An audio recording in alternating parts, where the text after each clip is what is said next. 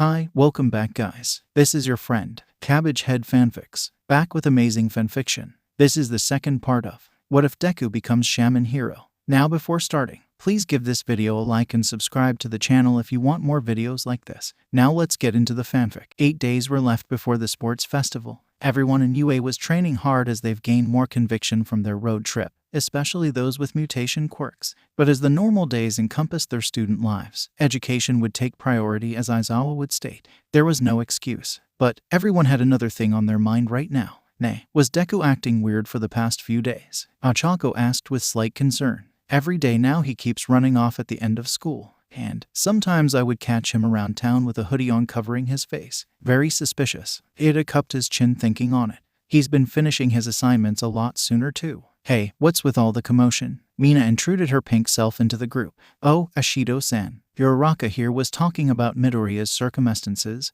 Iida explained. Her romantic senses tingled. Is he dating someone? Give me the news. No, it's just we've noticed him acting weird lately. No, is not. It's just that I've seen him doing something suspicious the other day. What kind of suspicious? Ashido was more confused. Deku was at the makeup section in the mall, buying and using it on himself. Uraraka was baffled at the mental sight. I don't think that's need to be concerned. I mean, I see few people use makeup. Ashido pointed at Aoyama, who was busy fixing his eyelashes. No one denied that. She then placed a finger to her bottom lip. But now that I think about it, I saw him in the clothes shop in Akihabara. That's normal. He probably went for some All Might cosplay or a super robot figure. It was a Maid outfit. Everyone looked at Mina as if she grew another head. Don't tell me Deku is into that. Such a shameful thing that our class president is into. Iida did his signature chop while flushed red. Then stepped Kaminari, hearing Iida. What's wrong? We saw Midoriya. Iida explained about the discussion.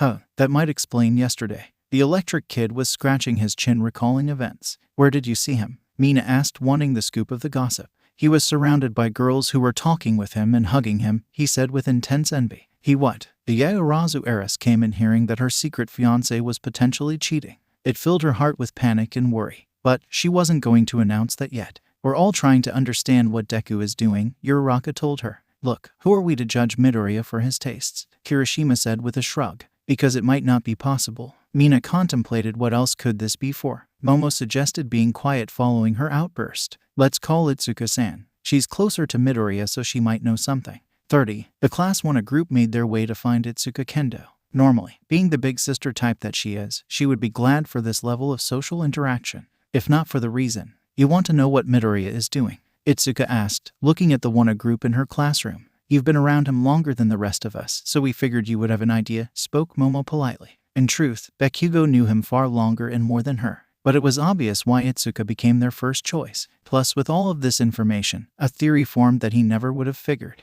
If you're all free, we could just go follow him today. It'd give me a break from all this. But wouldn't that cut into our training for? Oh, don't be such a stick in the mud, Mina says, cutting off the class assistant with her turning phrase. We could all use a break. Even our class president would tell you to take a break or something. One day off won't kill us. Annoyed that he can't rebuttal, he sighed. All right, just for today. Somewhere in the mall, the mystery gang tailed Izuku Midoriya outside of a clothes shop. The hoodie masking his face as he looked around for anyone suspicious tipped them off. Watching him, Mina declared, Midoriya just finished his shopping, which was from a lingerie store. How indecent, cried Momo with revolting eyes. This was the boy she's going to wed. He really is a perv. Kaminari snapped. Come on, it's Izuku. He could be buying it for his mom. Itsuka said, trying to be on his side. Isn't that worse? Iida added, his face turning blue. Now, people buy clothes for their parents all the time, was Uraraka's half-voiced explanation for defending him, while also taking photos. Not underwear or whatever he just got. Kaminari was grossed out too. He's taking a cab. Mina took command as they all entered a taxi to chase the cab Izuku jumped into. Momo called shotgun and said, follow that cab and I'll pay double. While others sit at the back had to endure it as like being inside like a canned sardine, especially the girls, as it was awkward, and thankfully Minda wasn't here. After 20 minutes of driving, they arrived at their destination. While Momo paid, the others followed Izuku. At the same time, someone was watching them and followed after out of curiosity. Staring up at the building, the students gaped. Mina watched Izuku go inside. So, this is where he was heading. It seems suspicious, said Kaminari, noting lesser people walking in. Not as suspicious as 5 people stalking our class president. The group jumped at the familiar voice. Turning around, they spot their bird-headed classmate Tokoyami. Tokoyami-san, spoke Momo after recovering herself. What brings you here? Dark arts. Yeah, big surprise, said Kirishima, his rebuff irritating the birdman slightly. Enough. We need to see what indecent act Midoriya is planning to do, Iida said with worry, his imagination out of control. The others followed him inside, save for Tokoyami. No way he understood what was going on. Inside, the group opened to find themselves something that they would remember for the rest of their lives. Welcome to our place, master. Standing in front of them was Izuku Midoriya. But their practically infallible class president was wearing a maid outfit. His face adorned makeup and he wore a long, green, curly wig. All of that provided alluring feminism along with his bright smile. After his greeting, Izuku was static. Despite the exposure, he still smiles and simply slides to the left until out of sight. That would make the pro-hero Slidden go proud. Once out of sight, his facade slowly faded. Midoriya, what are you doing? Iida shouted out loud. He grabbed the crossdresser before he could run. I can't believe it, you really are into this. Kaminari shouted in shock. What am I going to explain to your aunt? Momo panicked. Guys, wait. I can explain. What's going on here? Stomping to the scene was a man, his presence making everyone gape. He was an exceptionally tall middle-aged man with chiseled features, a flat nose, and a chrome dome. There were 2 vertical scars on the left of his head and 3 metal piercings on top of it. He wore a manager suit that stuck close enough to expose his muscle. Manager Mansome, I can explain. Did you call me handsome? No, everyone shouted, including the customers and employees. Ha ha ha, never gets old. The manager stared down at the students, a powerful aura emitting as he cracked his knuckles. Now, what say you explain to me why you lot are causing a commotion in my store? 10 minutes of explanation later. So you were worried about our part-time employee here since he was missing a few times? Yes, sir, so worried. Momo said after detailing his duties as class representative of their group. He gave a hearty laugh. Oh, that's hilarious. So instead of just asking him like normal people, you went Detective Conan to explore him out of context. Yeah, that was a mistake on their part. They hung their heads in embarrassment. All right, I'll let this slide if you all eat here and experience why your friend works part-time here. The manager held a hand to his mouth calling, Hey Midori-chan, come entertain your guests here. Right away, sir. The cross-dressing shaman came forth with a pen and notepad. So we know the what and where. So where's the why? Kaminari said while trying not to look at him. He's pretty. We'll talk later. It's busy now. Itsuka then made her words known. I'll have the rice omelet. Latte. Oh, cake and tea. Me too. Make the cake soft and the coffee full of love, Mina said, teasing him as he wrote their orders down. As everyone ordered their food, they got to check around the cafe. The employees, including their class president, acted naturally in their duties. Despite his earlier embarrassment, he was still greeting all with bright smiles and a cute voice, almost like he was an actual girl. Kaminari couldn't help but swoon, afraid he got a new fetish. So glad Minta isn't here, Tokoyami added with annoyed relief. Mina squealed with excitement. You can't deny it though, Midoriya looks so natural as a maid. It does suit him, was Achako's opinion. She would order the idea of him as her personal maid. With intrigue and a desire to mess with him further, an idea popped into Itsuka's brain. Let's see if we can open a cafe at the school festival and make him the main attraction. No one but Tokoyami objected, and even he couldn't stop them. 30. Closing time at last. And Izuku was seated with his classmates giving everyone the why behind his actions. So, in summation, began Itsuka recalling the explanation Izuku gave them. You met a spirit who was once a maid working here by becoming the number 1 just so her unfinished business is finished and she can pass on. Exactly. He held up a card with some approval stamps on them. Just a few more stamps and it's official. The orange-haired girl sighed, shaking her head. You go way too far just to help out someone, even the dead. Still, she loved seeing him so cute. Iida had his head bowed. Midoriya, I apologize. I had believed you to be performing degenerate actions. But instead, you were just being a hero. It then hit him. Even though you need a license, it doesn't apply to spirits. He hand-waved. Achako got up. Deku, why didn't you tell us what was happening? His face went slightly redder. You think this is something I want to broadcast? It's bad enough you guys caught me. I don't need people thinking the wrong thing about me with what I'm trying to do. Can you work for me as my personal maid? Achako offered with sparkles in her eyes. Ew, I want some of that sugar. Mina added. Stop. Itsuka glared at the shaman. She said, this better not have interfered with your training. Of course not. I've been doing stuff for spirits for years and still managed to save time for training. She sighed with relief, smiling. Good. I'd be rather upset if I defeated you because you were too busy wearing a dress. I know, Itsuka. You don't have to tell me. He then got up. So, now that this is over, let's all go back home and forget about this. Nope. No, this story is way too juicy. I even took pictures. Achako showed everyone photos of Izuku. Immediately, some asked for her to share. Damn it, another day. Panda was in UA. as a guest looking around while being followed by girls who cuddled him and played with his fur. Who is this? Aizawa saw an unfamiliar person inside the campus. He's a guest that knows Midoriya, coming to tour around UA. Mind telling why is he here? Mina exclaimed. He's our stress reliever. She then hugged the panda, giving her own impression of puppy dog eyes. Panda glanced up at Aizawa with a wave. Hello, I'm Panda from the Kyoto Prefecture Jujutsu High School. That gave him pause. Aizawa heard rumors of that school, but nothing concrete. Nothing as of yet to arouse suspicion. It's also remote if one took into account the distance of itself and Musutafu. Why would you come this far from Kyoto? Anything to visit a friend. Aizawa stared at him indifferently. In the end, he doubted a villain would risk attacking Yue. Twice so close together. Accusing Panda of something he never did would be ill-advised. He should never patronize animals. One of them wrote his paychecks. Whatever, I don't care. The others resumed their tour. Sites they visited included the Department of G, Support Department, Hero Department, and Management. They would also show Panda the cafeteria and their classrooms before reaching Gym Gamma. There, everyone was training for the festival. Panda was looking at how everyone was using their quirks out in the open, unafraid and unrestricted. So, this is what you guys do. The festival isn't that far away, Mina told him before joining the others. There are a bunch of people trying to take our spots too, as well as other competitions. Izuku thought, remembering his first time at Jujutsu High. Being an Asakura, he stood out. How he learned that every shamans and Jujutsu clan relied more on bloodline powers. Those born without such abilities became outcasts, servants, or simply expelled. The Asakura was probably the only household clan that didn't care about being born shamans or a muggle. That's probably why his mother was treated so well. While Kirishima was getting shot over and over by a base machine, Mina stalked over while keeping enough of a distance. An idea fed her actions. Kirishima, he faced her while still being pelleted. How about you try something different and spar with Panda-chan over here? Really? Bases bouncing off of him altered his speech a bit. Won't I hurt him? He's a bear. I'd be more worried for you. Mina teased the hardened quirk user. Oh, that duo. One hit him square in the eye. You're on, and to top it off, I won't even fight back. Midoriya tried to warn his classmate. Kirishima, I don't think you should. Oh, come on Deku. Let them go at it, Pachako said, dumbfounded despite her warrior-style attitude. Panda is stronger than he looks. Just because he's cute and cuddly doesn't detract from him being a panda. Izuku told them all, remembering that bears are still bears. Panda shrugged, the bear person grinning as he said, sure, why not? I could use some stretching. Kirishima turned off the machine before going to Panda. Great, I'll even let you give all the hits. He's dead, were the universal thoughts of Izuku and Amidamaru. You sure? My punches are hard. It's cool. My body is hard. Okay, don't say I didn't warn you. Panda put on sports knuckle bracers decorated with panda heads in the center. All the girls just squealed at how cute they looked. Kirishima stood still like a human boulder, ready to take any punishment.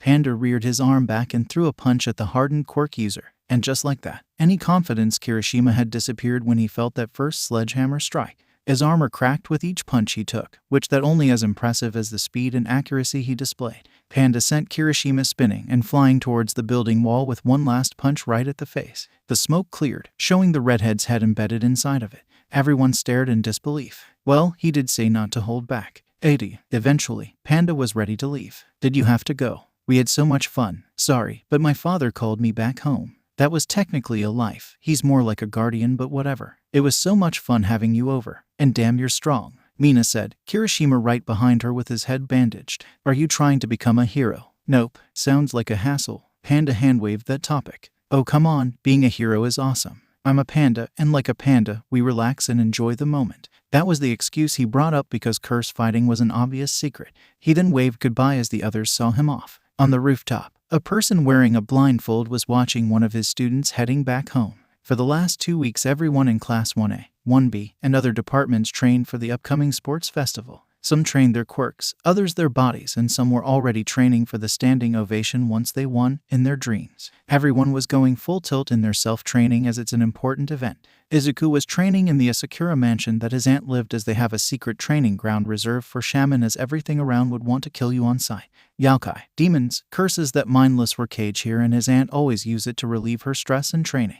His aunt used it to train Izuku against tougher opponents, sharpening his skills in form of punishment as he has to fight monsters only using Harusama without using Oversoul. 30. Tomorrow would be the day of the sports festival, the day he will tell the world that I am here. As of right now, he and Amidamaru were at Dagaba Beach looking at the sunset, clearing his mind and resting for tomorrow. He wasn't going to exhaust himself and use it as an excuse. Tomorrow will be the day Izuku don't know. Yes, the day that everyone will be rivals aiming to be the top. It's kinda exciting and frightening at the same time. I understand. It reminds me of Miyamoto Musashi against his rivals Saki Kageru at Garijima. It was like a beach like this. Both of them fought and respect each other as I heard the story. But Sasaki Kageru died. Even dead, he smiled with satisfaction. So take heed, Izuku Dono. All your friends and classmates are your rivals. You cannot let your feelings of friendship cloud your judgments. It will be nothing more than staining their honor. Listening to this, Izuku was more determined as Amidamaru said he will fight. He cannot falter as his classmate worked hard for tomorrow's event.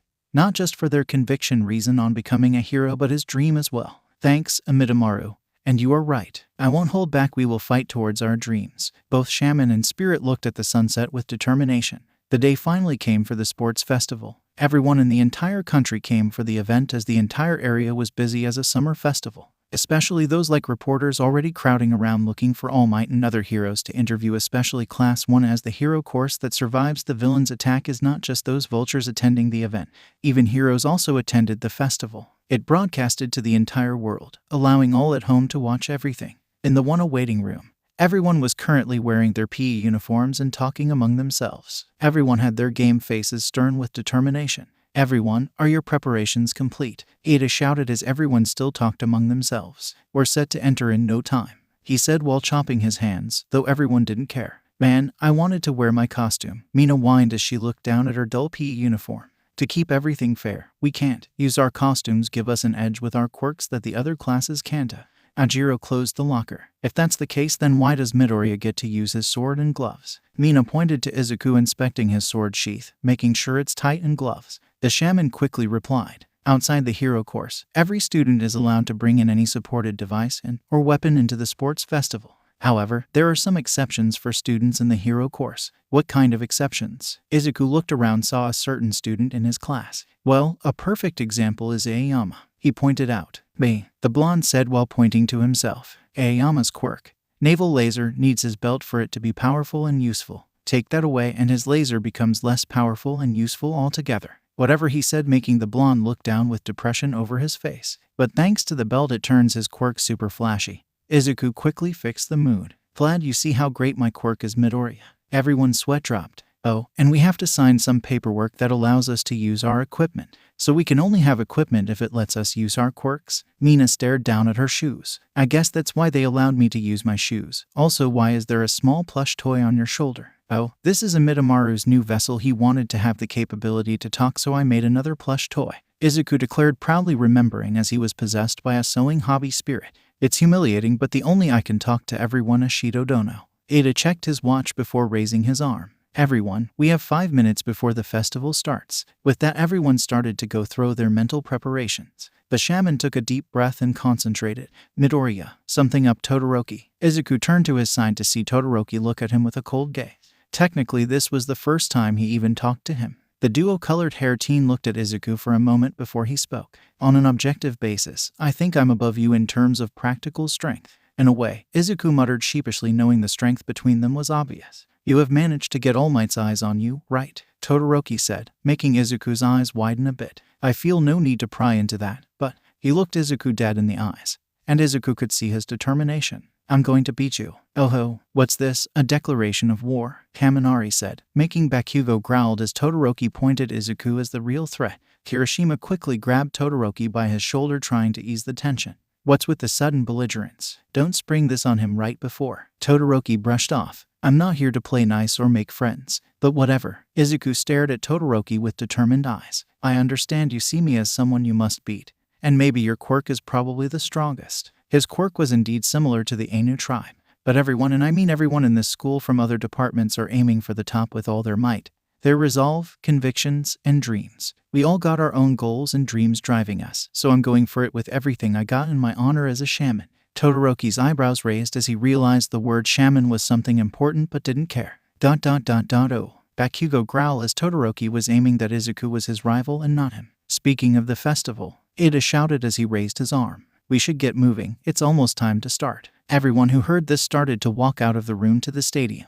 While everyone was following the class rep, Todoroki tightened his fists while moving. I will win the UA Sports Festival, and prove that I don't need his quirk to win. A horn went off, making everyone turn to the stadium field. Everybody listen, President Mike announced through the stadium microphone. The UA Sports Festival where the hero worlds and chote little eggs aim for each other's throats in the top. Our grand yearly melee. And let me guess, all you miscreants came to see them, right? The freshly formed miracle stars that shrugged off a mass villain assault with wills of steel. The Department of Heroics freshman class. You're here for Class 1A, right? As the pro hero spoke, Izuku's class all walked the main entrance, causing the crowd to cheer for them. Izuku couldn't help but stuttered as he glanced around the stadium, seeing hundreds of people all cheering for them. And this was only the people present. There were people all over the world watching them, waiting for them to make their entrance. The other students of Class 1 were all nervous but also pumped up. Wow, they're really praising us to the sky. I'm getting nervous now. You too, Bekubro. No way, wuss. And following B, here come classes C,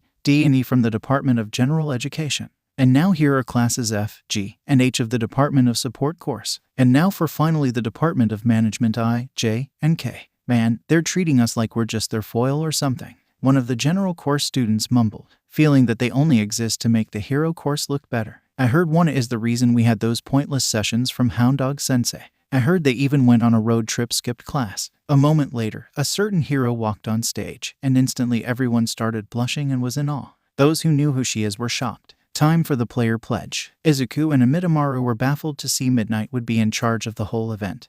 Itsuka was also the same as she almost fell, recognizing her as the woman that he met with Izuku that one night. So that's why she looked familiar. What is Midnight wearing? Kirishima asked with a blush on his face, trying to look away but couldn't.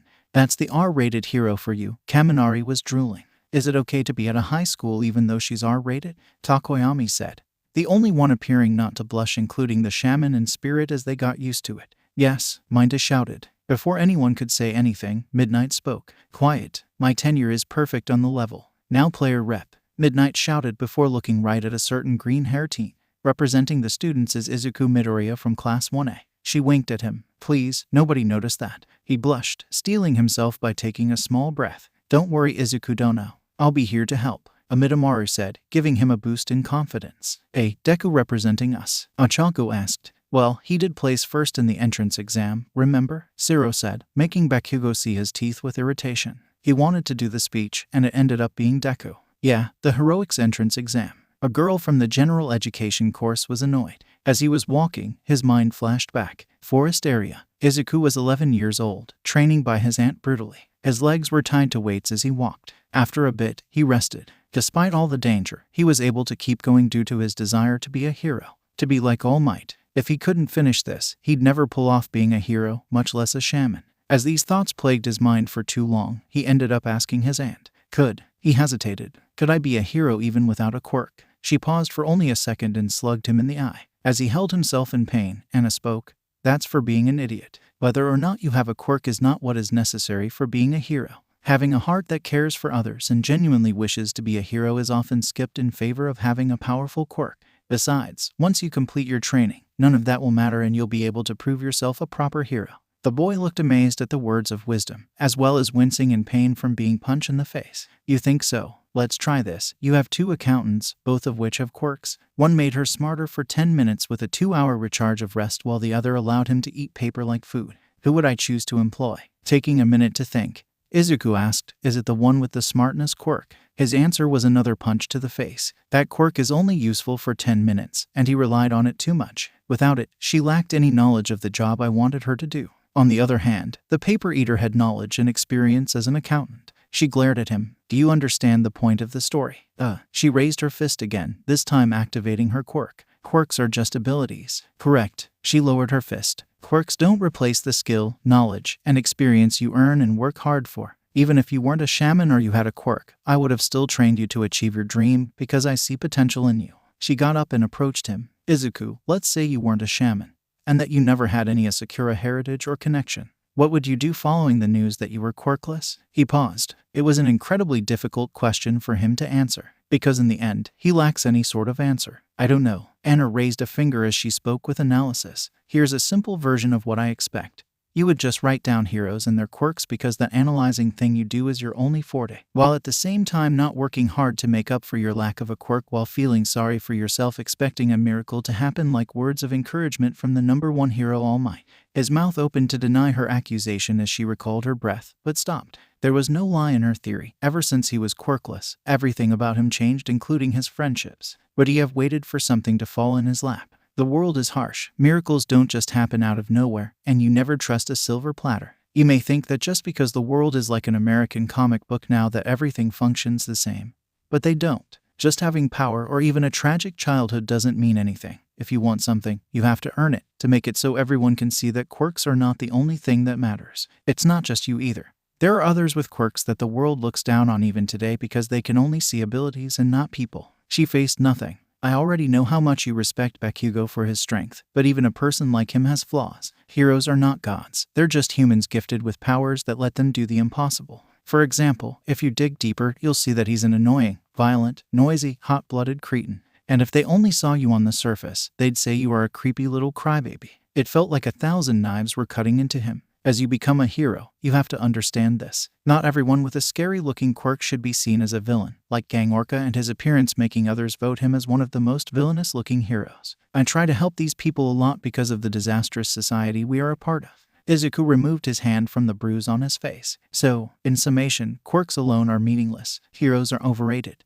You don't need those to be somebody. Hopefully, you understand this. Flashback over. Once Izuku made it to the stage, he was presented a mic. He stared at it facing the stadium with his back to the rest of the students. 30. In the Asakura manner, the head of the family, its members, and the servants and others were crowding around the large flat screen in the lounge. Anna already told them about the sports festival. Many members were thrilled to see Izuku participating. "My grandson is going to show the world his heritage," said the elder of the family who was watching with interest. "There's no going back after this." This person who looked like Inko with longer hair was the second daughter of the family, Hikari Asakura. Next to her were her guardian spirits Ponchai and Kanchai. Yes, many shamans in the world would view this as heresy for using our powers in public.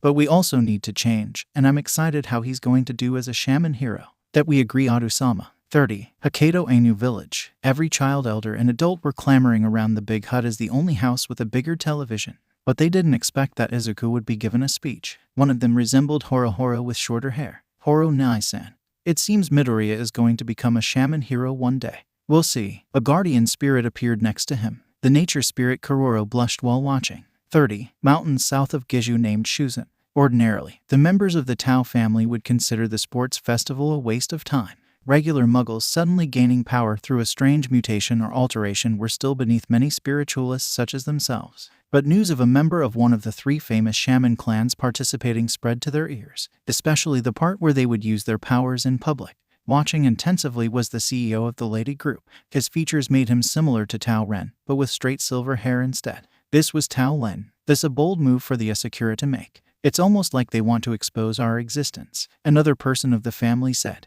"Whatever happens, everything will change." It won't just change. This will bring both positive and negative effects to the shaman world. They would focus on this for the time being. There was already someone sent to find the thief who pilfered Bassett. 30. X-Charity HQ carrier ship. The members of X-Charity all sat by watching the sports festival. Among them was a figure with ugly, more deformed features, a homunculus created by modern science and shaman arts, if you will. This was the leader of X-Charity, the one and only Marco Lasso. "So, the rumors are true," spoke Marco as he stared at the screen. He had always watched with several members due to the newcomers having quirks also having great interest in this. Even Jean, who had died, remained at his side as his friend. But with the knowledge of an Asakura shaman joining, he held great intrigue. He also had his descendants watching. "Whatever happens, we will support love and peace." 30. Nuraclan Mansion. The elder of the clan was also watching the sports festival with interest. Along with him were the entire clan, finding some form of entertainment in the sports festival akin to a game show for them.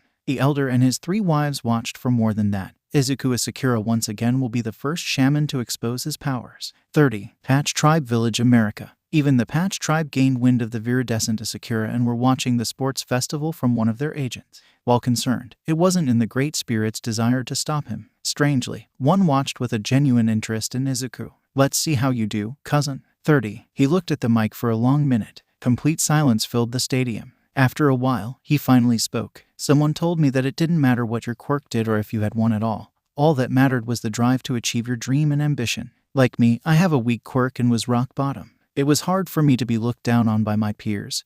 But here I am. We can't just despair and give up as a result. Regardless of your circumstances, you can still reach the top." so don't bother with whether you're a hero course student or general or support. After all, right now I see you all as my rivals. The shaman pointed at the other courses, declaring war. Once you reach rock bottom, the only way to go is up, but the bottom doesn't need to be all dark and gloomy. You can't accomplish anything in the darkness. Thank you. The stadium roared with applause. Even some of the students were cheering at Izuku's speech. That was so damn manly. A familiar silver-haired teen shouted with tears in his eyes. As the only person that doesn't hate Midoriya. I know right, Kirishima shouted as he whipped the tears from his eyes. Izuku returned the microphone to Midnight as he confidently strode back down the stage. Though, that was just a front. What in the name of the Great Spirit possessed me to say that? I should have stuck to the damn script that I practiced for a week. He's having an internal panic attack. Thankfully his expression doesn't hint at it.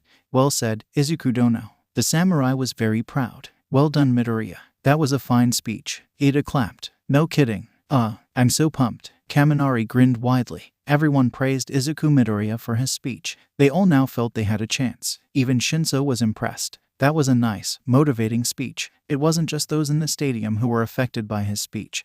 Those who watched the event on their screen were also affected by his speech, sending a message. Even All Might could tell this speech was about the shaman as well as the Quirkless. Now, let's get the first game started right away, declared Midnight as a projection appeared behind her with a slot spinning rapidly. The first game is what you'd call a qualifier. Every year, many end up in tears. So, for the fateful first game, it'll be this. The slot stopped for everyone in the stadium. Look at the words. Obstacle course. It's a race between all 11 classes, explained Midnight loudly. It'll be a 4 kilometers course that'll take you around the stadium. Our school's selling point is freedom. Well, this is what it's all about. You're free to do anything so long as you remain in the course. She then chuckled seductively. In other words, we can sabotage other contestants with quirks and it wouldn't be a foul play. It was devious that Amidamaru thought of it, but he still disliked it. Now then, take your places, contestants. The students immediately gathered around a large red archway that leads into a narrow passage leading to the outside of the stadium.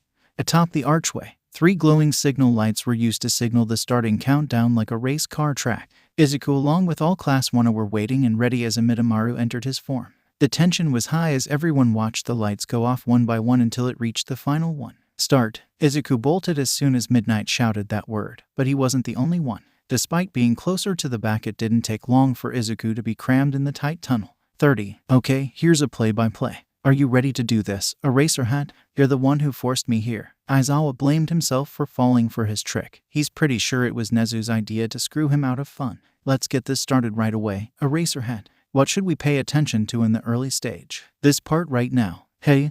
30. This is too narrow. Ouch. Hey, move out of the way. Sorry. Hey, who just grabbed my butt? Wait, that's what I'm touching. How dare you? Izuku gritted his teeth as he tried to move through the crowd. With the hallway so narrow and with so many people rushing at once, he needed a new approach. Rallying his thoughts, he jumped on top of the students like a springboard and took a breath. Ku no kata, Tsuryu Shibuki. With such speed, Izuku dashed out of the tunnel along with the others. But in a second the entire tunnel was covered in ice, trapping a good portion of the students. Those who knew didn't need to think twice about who was doing it.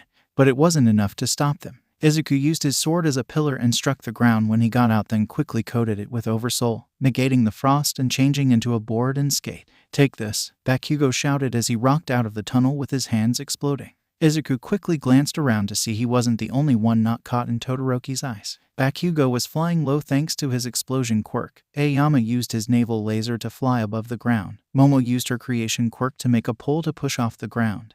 And Kirishima had jumped just in time to dodge the ice. Well, obviously some of you in my class were gonna make it past, but more of you were able to dodge that than I thought. Minda threw his GS onto the ice floor and bounced off them with a surprising amount of agility and speed. Hell, he even did a perfect flip forward before landing on one of his GS. It didn't take long for the little pervert to become second in the race. I've outwitted you, Todoroki, Minda shouted while in midair with an evil grin on his face. How pathetic. Minda's hands slowly moved to his head to use his quirk. Now why don't you swallow my killer move? Wham! Minda was cut off when something hard slammed into his side, sending him flying. Minda, Izuku shouted out the teen. Well, he did manage to get ahead of everyone. Amidamaru looking at the flying midget. Everyone stopped before the very same robots from the entrance exam. The once thin trail led to a large field of robots, ranging from 1-pointers to 3-pointers. Here comes the obstacles, and so suddenly and from the very outset. The first barrier will be Robo Inferno. Present Mike explained as appearing near the center of the big field were a small group of 0-pointer robots. Aren't those the 0-point villains from the entrance exam? Hold on, you're telling me the Department of Heroics had to fight those things? This is what they meant by obstacles. There are too many to slip past, so this is what they used in the general entrance exam. Todoroki wasn't deterred. He took a different exam than the others. I wonder where they got the money for this. Momo looking barely fazed. Probably from Funbari Holdings, as my aunt did fund for UA. Suddenly one of the 0-pointers moved and started to attack Todoroki with its giant metallic fist. If they went through all this trouble, I wish they would have prepared something better. He placed his hand on the ground, freezing it instantly. My city old man is watching. Throwing his hand forward, a large wall of ice crashed into the 0-pointer's fist, stopping it in its tracks and freezing the entire body. Todoroki let out a small breath before running forward between the legs of the robot. As everyone stared at the frozen robot in shock and awe, Amidamaru noticed the slight movements it was making. Smart. Todoroki Dono knew how well to use it. Between the legs. We can get through, someone shouted. I wouldn't if I were you. Todoroki called back just as the robot started to break off the ice. I froze it when it was unbalanced. It'll fall over. Just as Todoroki said, the giant robot fell over, creating a large dust cloud. That's Todoroki from Class 1A. He attacked and defended in one hit. How elegant. Amazing. He's the first one through. It's, practically unfair. President Mike shouted through the mic. His actions are logical and strategic, as expected of someone who got in through recommendation. He'd never fought them before, but those Robo-Infernos couldn't get past his elite moves. Hey, someone's trapped underneath. Someone shouted in worry. Wouldn't that kill them? Will people die at this swords festival? Like I'd die. Kirishima shouted while using his hardening quirk. Kirishima from Class 1 was underneath. That's crazy. Kirishima let out a sigh before glaring ahead. That bastard, Todoroki. He timed it on purpose so it'd land right in our way. If it hadn't been me, someone would have died. Suddenly another hole burst and the robot started to form not far from Kirishima, grabbing his attention.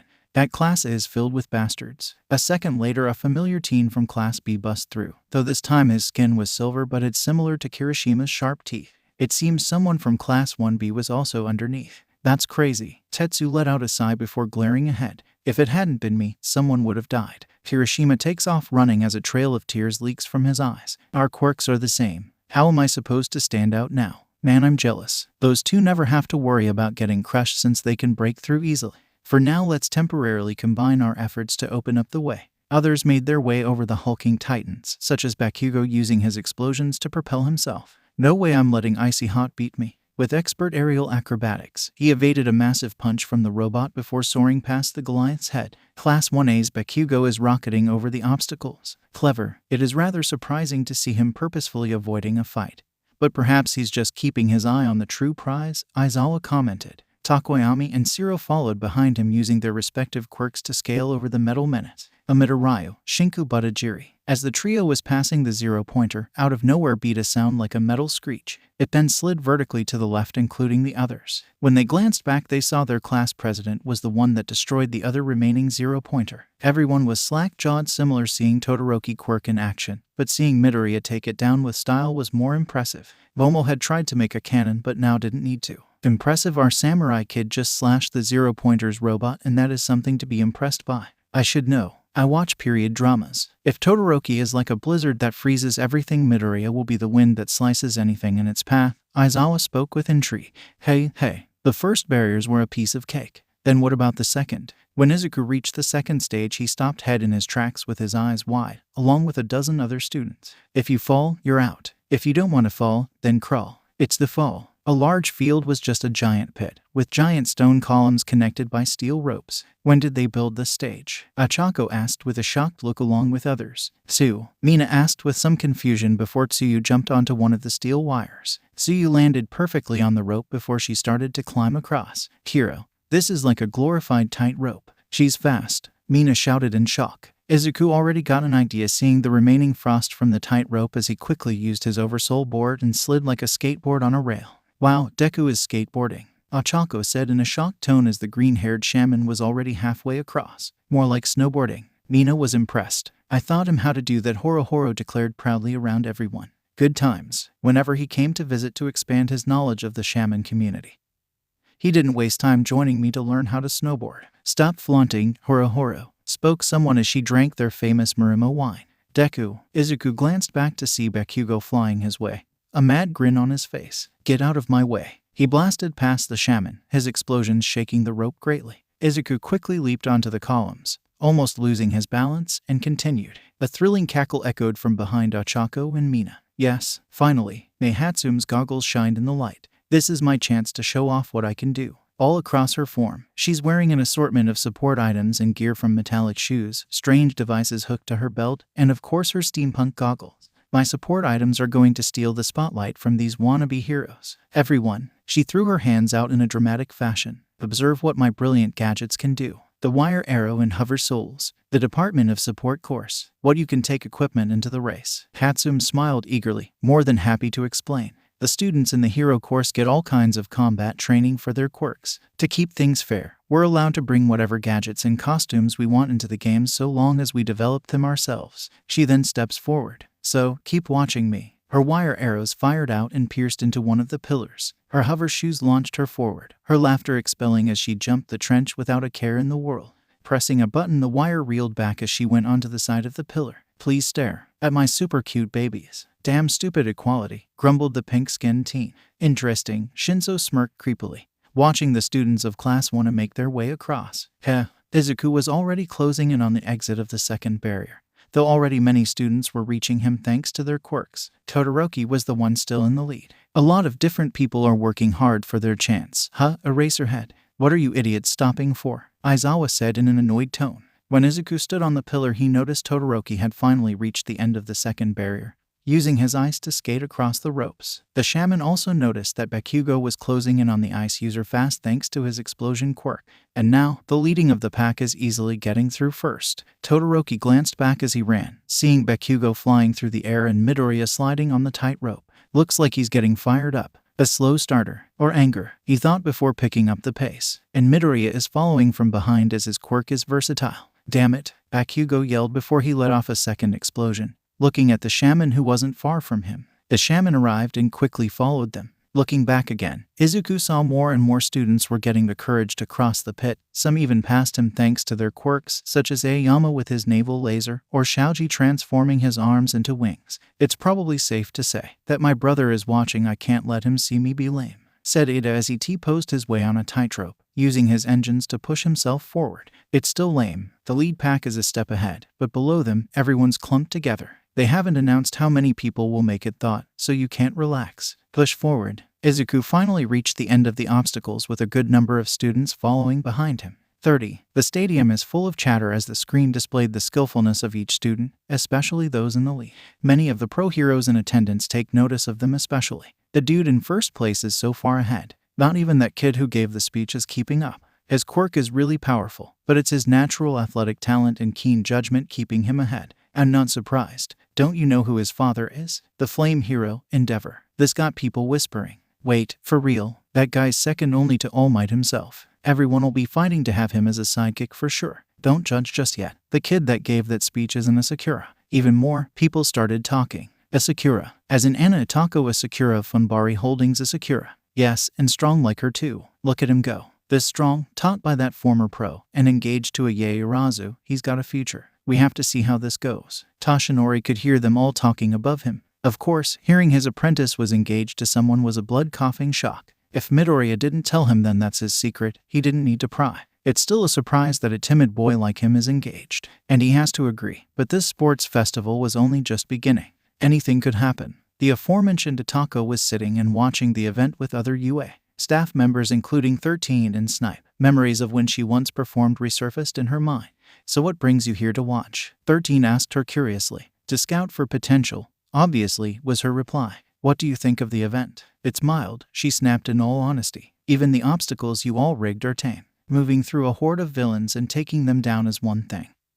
But in a realistic setting there would be other heroes and cops to force the students into controlling their quirks. That sounds hard. You could also put spikes in the pitfalls for motivation. And death was 13's retort. Fake spikes. And what of the final obstacle? Add tear gas to it or something with a foul smell. Snipe, All Might and others who heard this sweated in fear how devious she was. 13 then said, so you're also here to nitpick. Maybe, she glared, smiling deviously. I'd also make the failures do the race again. Scary, were the thoughts of UA staff. It didn't take Izuku long to find himself at the second barrier, followed by a bunch of other students. And now, we've quickly arrived at the final barrier. The reality here is that it's a minefield. announced Present Mike. Careful where you step, folks, for it's danger everywhere. Welcome to the minefield, straight out from the old Rambo movies. It's set up that if you look carefully, you can see where the landmines are placed. Strain your eyes and your feet. By the way, the landmines are set up so they're not lethal, but they're still flashy and powerful enough to knock a stool or two loose. That would depend on the said person, mumbled Aizawa. With so many landmines everywhere, Todoroki has been reduced to a fast walk instead of a run. Very clever. Those in the lead are actually at a disadvantage here. He kept his balance despite the explosions in the background, knowing some fool trigger it. Guess it makes for good entertainment. A different kind of explosion roared out from behind him. He spotted Bakugo flying at him at full speed with a wicked grin. Ha, it's over, you two-haired bastard. He bellowed as one final blast pushed him past Todoroki. You made the FC King declaration to the wrong man, and I'll show you why. He aimed to blast Todoroki, who avoided him. Just like that, a new student takes the lead, shouts Present Mike. They could hear the audience from there. It's a complete uproar now that Bakugo, the random nobody that can somehow reach their level, had caught up to Todoroki. The media here is going crazy. There's nothing they crave more than an upset. And judging from Present Mike's voice, he loved it too. Why, even those who are trailing behind are putting on spurts. While those two duked it out, other students have taken advantage to catch up. Can our two leading racers fight each other and stay in front of the competition? Todoroki grabbed Bakugo's arm, partly freezing it, but the blonde shook him off before he could do too much damage. Todoroki deflected Bakugo's hand as they moved while also avoiding landmines. Can our two leading fight each other and stay in front of the competition? You just said that, replied Aizawa in annoyance. Out of nowhere, the shaman kid took the lead, passing both of them without batting an eye. What's this? Izuku Midoriya has just passed both Bakugo and Todoroki instantly. Expertly using his oversoul board, he glided across the minefield without touching the ground. It was even faster than the explosions. No longer concerned with beating each other, the two focused on their new threat. Todoroki made an ice path in front of him and sprinted forward. He didn't do it at first because it would give a path for the others behind him, but right now that didn't matter. Bakugo, meanwhile, blasted forward screaming Deku's name. Deku, don't you dare go ahead of me. Look at this plot twist, shouts Present Mike. Those two aren't fighting anymore. They're chasing Midoriya. That's what having a common enemy will do in this competition. This fight is still far from over, though. The hell are you talking about? Aizawa was annoyed, but he also was in suspense. Amidamaru, are you ready? I am. Without warning, Izuku lowered the board to the ground, allowing his oversoul to touch the landmine as it exploded behind his trail. This caused both Bakugo and Todoroki to be caught in the chain reaction explosion. With it, Izuku used the board like a spring and leaped even further into the clearing. He added flips and tricks like in a skateboard video game. Now that's an entrance. In no time at all, Midoriya blew dust in their eyes. And now he cleared the landmine entirely. Present Mike continued, before turning to Aizawa. Just what are you teaching them? I didn't do anything. Each of them is powered by their own drive to succeed, replied Shota as he stared at the finish line. UA Sports Festival first year, everyone, screamed Present Mike, snapping his attention back to the finish line.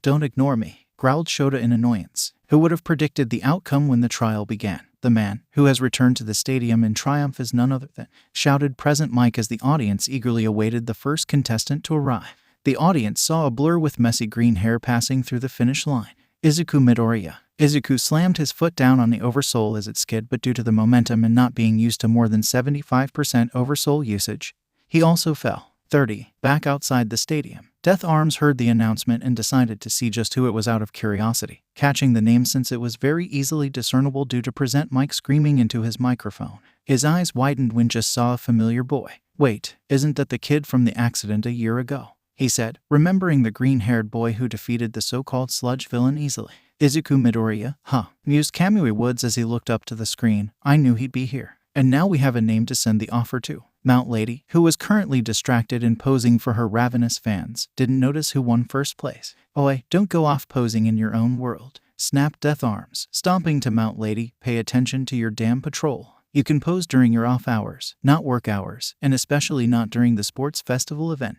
or security for a reason. Mount Lady ended up being dragged away by Death Arms as she heard rumors of the boy even among heroes. 30. Izuku cried out in happiness as tears splashed out of her eyes like a fountain. Her son won the first event after all. There, chuckled Anna as she held out some tissues for her dear little sister to wipe away once they drizzled out. 30. In a small private room, Tamura Shigaraki was on his computer watching the sports festival on one screen while another screen displayed nothing but the word sound only. That samurai brat, The crusted villain growled as he began to viciously scratch his neck. All for One, who was listening to the broadcast, merely hummed as he mused through his mind.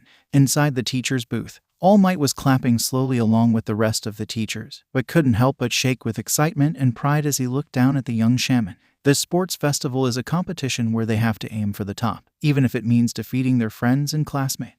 Modern heroes depend a lot on their popularity, so they need to have that desire to be above all others. At your core, you are a hero whose desire is to save lives and help others. That is what I saw in you that day a year ago, and that day changed my life. I was worried that may also be your one weakness. Your desire to help others may outshine your desire to win, but I guess it was for naught. All Might then clapped his hands together with a smile on his face. He's also glad Anna wasn't there to see him make speculation. What do you think? First of all, Midoriya's stocks were already high thanks to him being the student representative. They only climbed faster thanks to him coming first in the obstacle race, someone with glasses said while analyzing the boy. However, despite clearly being skilled in many areas, his quirk is powerful and versatile, which makes it hard to predict how far he will go. A dark-haired teen said with swirls on his cheek said, "If you took on the management of his agency, how would you market him?" Options. His appearance is out, Glasses said while tilting his head. Despite the green hair and freckles, he's relatively normal in appearance, almost like an eternal child.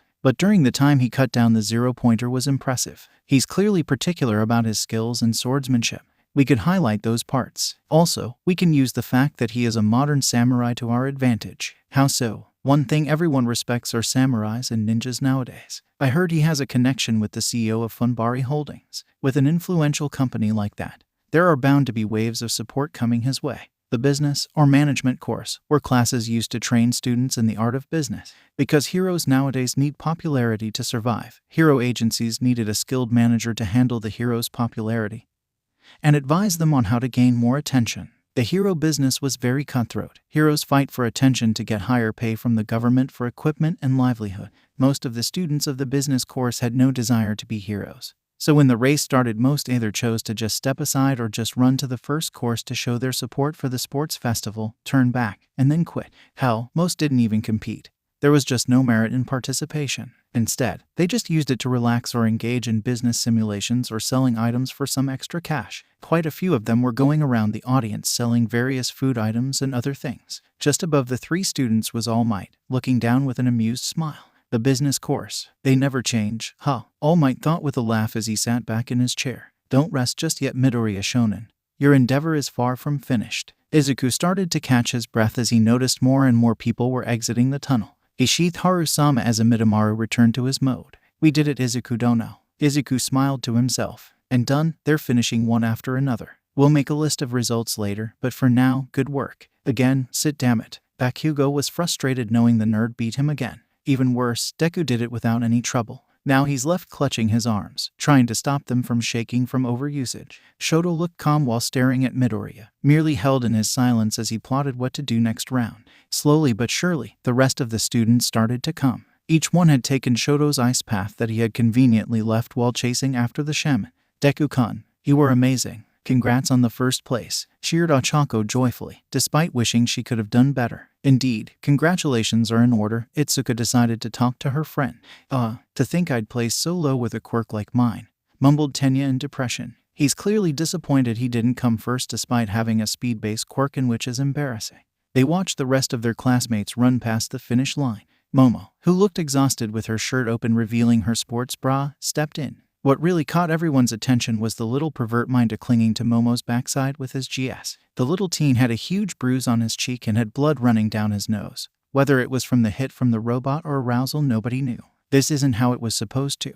The poor girl was too exhausted to finish her sentence. Minda laughed at victory as he still hugged Momo's body. I killed 2 birds with 1 stone. He shouted in victory as if he won the race. I'm a genius. You're the worst. Momo yelled at the short teen as she tried to shake him off. But he wasn't gonna give. Annoyed, Izuku got up to do something. He was going to anyway, considering they were engaged, so he's responsible for looking after her. Minda, let go of Moye Urazu right now. You're being a bother. No, Minda cried in agony as he reached for Momo, who stepped back with a shiver while being pulled away. Let me hold her a little longer. Let me at least feel her chi. You do know my aunt is watching, right? That got him to shut up. He quickly released her and ran away. Momo sighed before turning to Izuku. Thank you, Midoriya. Now I can finally rest. the girl said with a smile just before she fell to the ground. It was great that he came to her rescue, so much so she couldn't help but swoon. After another 5 minutes of waiting, it wasn't long before every person came through the race. Everyone soon gathered together again and stood in front of Midnight.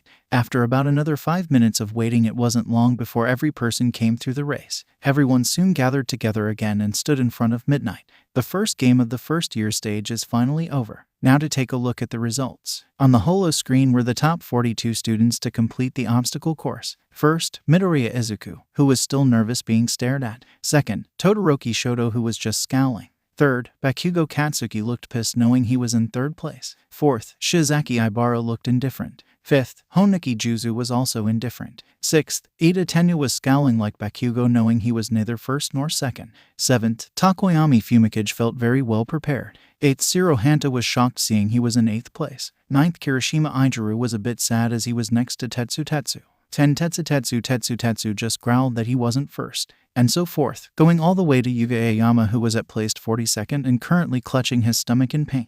The top 42 will have the right to advance on to the next round. It is unfortunate for those who couldn't make it, but don't worry. There will be a special event later on where anybody can showcase their skills to the audience that'll take place before the main event.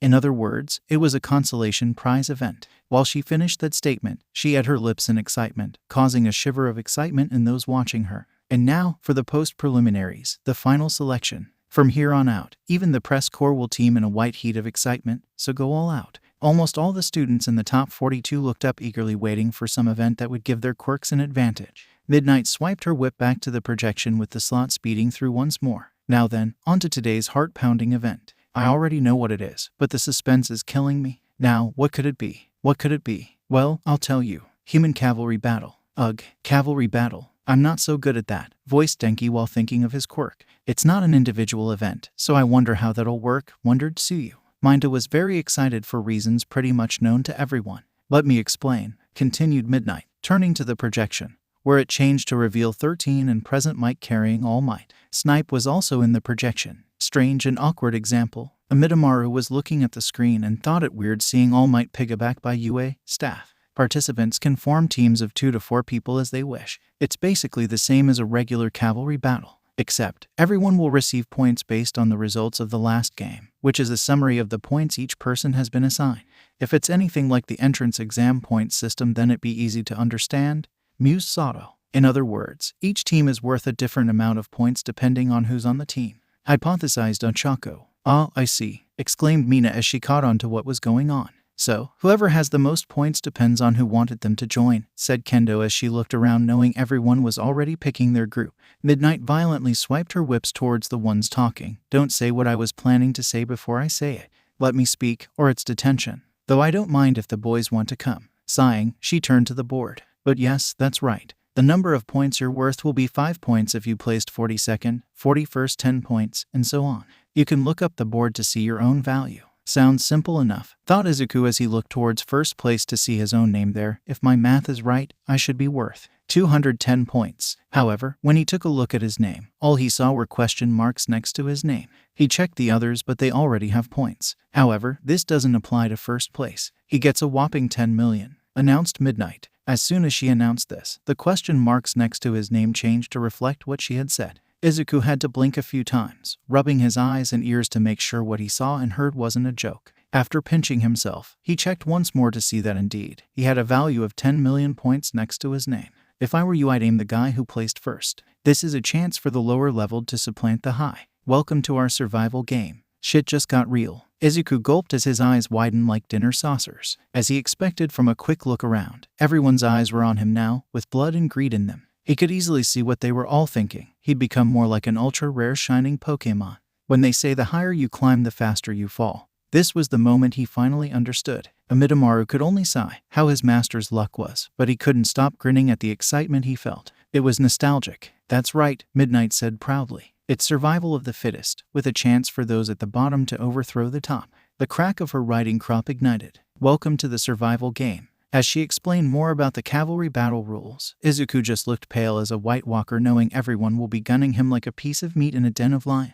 Or in this case, dragons, because most lions couldn't breathe fire or use quirks. Midnight grinned as she had her lips. That's what I like to hear, the passion of youth. Now you all have 15 minutes to form your team. Eyes fell on Midoriya as the shaman stuttered. Show me what you're working with, shaman kid. If I may be so bold, I would like to announce something. From Izuku's oversoul spoke the silver-haired samurai, casting all gazes upon them. Go on. Midnight gave the go. I am Amidamaru, a samurai who serves my master Midoriya Izuku. I know some of you would prefer working with others to nab my master's points, which I understand. But don't worry. For those of you who are with us, we shall bring victory in this battle. The choice is yours to make. What an inspiring speech, Midnight said as she shivered. Instantly the large group of students broke off and started to form their groups. For the shaman, he just stood and waited if anyone would come. Some would look at him, then quickly decided to pick another group. Among the students, he saw Momo was hesitant to join him before eventually being called to Todoroki. She must be remembering the discussion they had.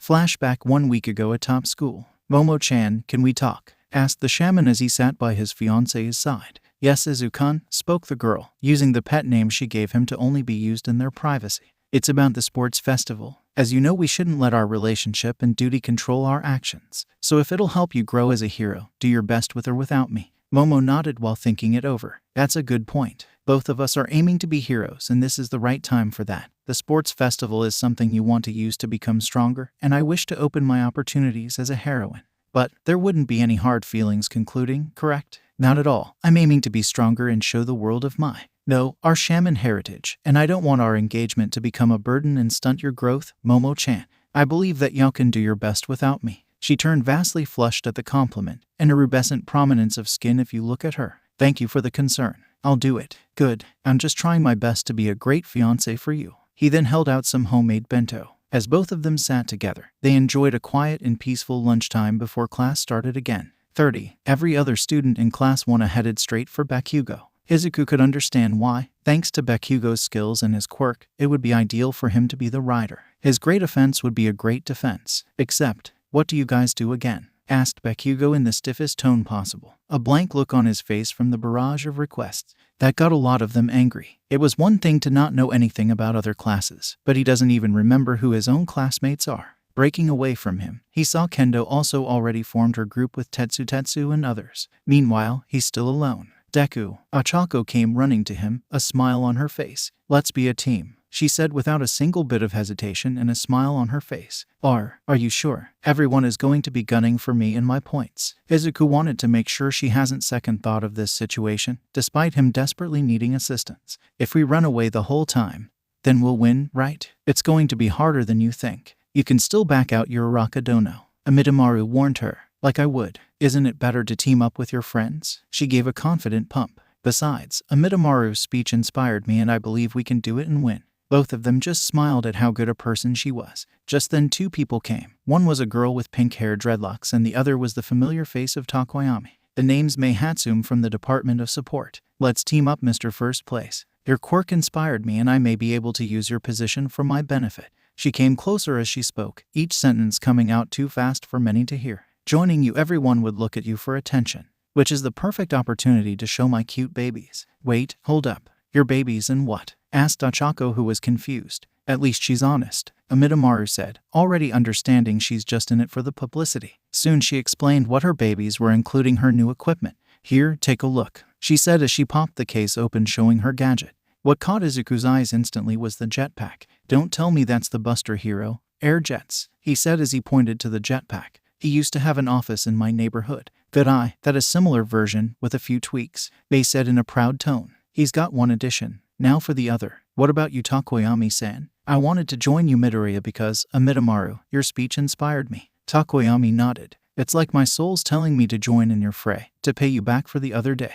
Of course, he meant when he met the bird yokai the other day. Over where Iida was, he stared straight at Midoriya, seeing some already joining him. In truth, he wanted to join after hearing Amidamaru's speech, but his pride wouldn't allow it. He wanted to beat Midoriya, for the shaman was his rival. All right, we have our team ready. Izuku looked at everyone. Now, before we do anything, I have something to say first, he whispered within the group. Are you serious? Uraraka asked, dumbfounded. Yes, do we have to? May was reluctant to hear it. I can't say no, he replied, feeling someone's glare on him. Anyway, here's the plan. I'm gonna need paper. Hatsume, knowing some like her, must have notepad or something. As the shaman explained his plan, the others spoke about their quirks and drawbacks. All right, time's up. Midnight shouted after the buzzer went off. Now then, it's time to get started, she said while stretching her arms. Come on, wake up, Eraser. Present Mike muttering was heard through the microphone. After 15 minutes to form teams and talk strategy, 12 cavalry teams are lined up on the field. There are some interesting teams out there. Team Funbari Onsen, Team Bakugo, Team Todoroki, Team Kendo,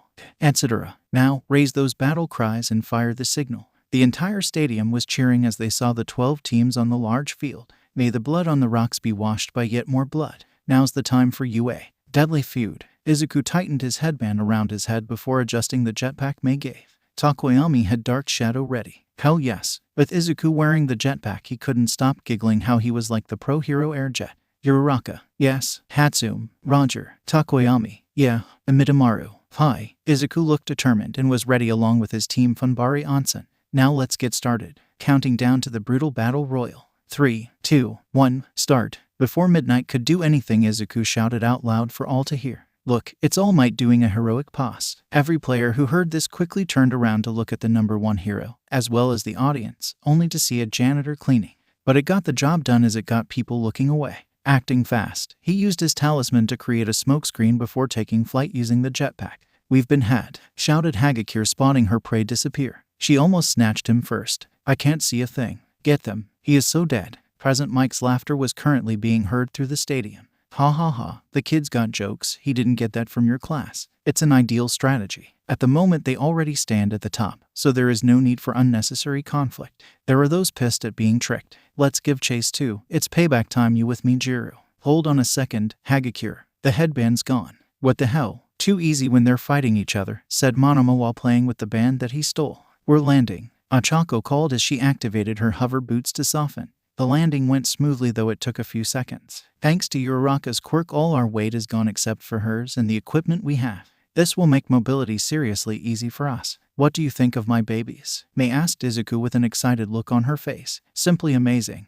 And nice work on the landing, Uraraka. Keep this up and we'll win this, he said, getting a smile from the two girls. Once they landed completely, they started to run again. Now then, everything, barely 2 minutes have passed since we've started and it's already turned into a free-for-all. Fights over the headbands breaking out all over. Ignoring the 10 million points and gunning for 2nd to 4th places isn't bad, either. Ha ha ha. Izuku followed the strange laughter and turned to see a somewhat bizarre sight. Then out of nowhere Amidamaru moved and deflected the purple S thrown at them. Tisk. Minda scowled, seeing his plan was thwarted. Currently, Shaoji was running low while his arms were covering his rider. Is this some kind of headband exchange? No, I assure you this is one-sided plunder. Minda. Izuku was in shock as he recognized the voice coming from Shaoji's back. Tokoyami noticed another team running at them from the front. Let's put some space between us for now. We can't stay in one place for too long, or we'll be quickly overwhelmed. Izuku saw something pink fly at him from Shaoji's back, making the shaman duck out of instinct. What now? I didn't expect any less from you, Midoriya. Suyu was also hiding in Shaoji's back as well. Team Minda makes use of the overwhelming difference in their sizes. They're like a walking tank. Izuku quickly threw something at them. Thinking it was a smokescreen, Shaoji opened his arms, allowing both Tsuyu and Minda to look around. But it was a trick. The talisman exploded like a flashbang, blinding the trio, allowing Izuku to quickly push the button to escape again. Team Funbari Onsen escape once again. Present Mike shouted, "We've been tricked again." Your strategy worked, said Tokoyami, complimenting Midoriya. Thanks. A part of their strategy was having Izuku use 3 types of talismans to throw people off. With it, no one would be able to suspect how he'd move and how Dark Shadow tuck inside before being exposed by the flash. Luckily, he asked permission from Midnight, who only allowed him to use those 3, including one he has yet to utilize. Boom. Izuku whipped his head back to see Bakugo flying right at the team. Riding real high and mighty, ain't ya, you little sit munch? Bakugo called as he let off another explosion. Tokoyami. Dark Shadow intercepted Bakugo, getting hurt by the explosion he released, if not evident by the scream. What the? The blonde yelled as he fell. A moment later, a long strand of tape touched his back and pulled him back to his team. The riders can detach from the horse, as long the rider doesn't touch his feet to the ground. Once they touched the ground, Ochako started to wobble, still not used to it yet. Whoa, whoa, she yelled in worry before she finally settled. Funbari started to run again. Nice job, Uraraka Dono, Amidamaru said as it looked around for any danger. It's hard to control our landing using hover boots, Ochako said in a serious tone as she wobbled while running. Also, her quirk's side effects were starting to hit her. Got it. Landing is now impossible for us. We spent too much time just trying to land.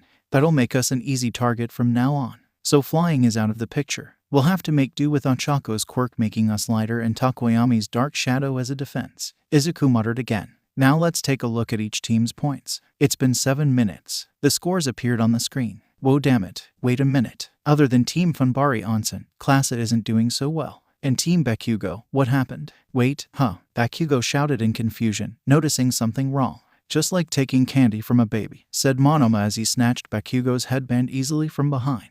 While fleeing, he continued to taunt Class 1A, especially Bakugo, by mentioning the sludge villain incident. It was a very sour topic for Bakugo and he did it anyway. So the result was obvious. Kirishima, change of plans, said Bakugo as his voice was filled with rage. It also startled Kirishima. And not just because he used his name. Before Deku, let us send those goddamn sit-stains to an early grave. Looks like things will be a little easier. Izuku was cut off when Tokoyami jerked his feet to a stop. Whipping his head forward, Izuku couldn't help but sigh. Me and my big mouth. I have to agree, Izuku Dono. Standing before them was Team Todoroki. They stood only a few feet away from Team Funbari Onsen. Heavy air around them as the two stared each other down. Guess things won't be that easy, huh? Izuku asked himself as he stared into Todoroki's eyes. The cavalry battle has entered the second half. Is this the unexpected rise of Class A?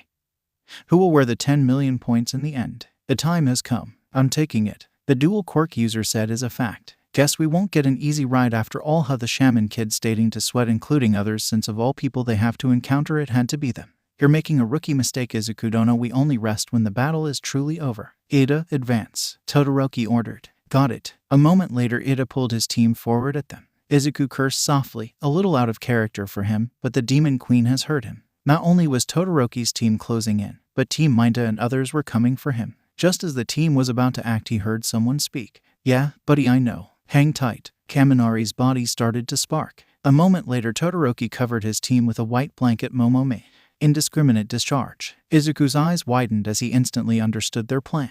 Everyone stop, he said as he quickly acted. 1.3 million volts. Kaminari let off a giant wave of electricity, shocking everyone near. Amidamaru, Shinku but a cabe.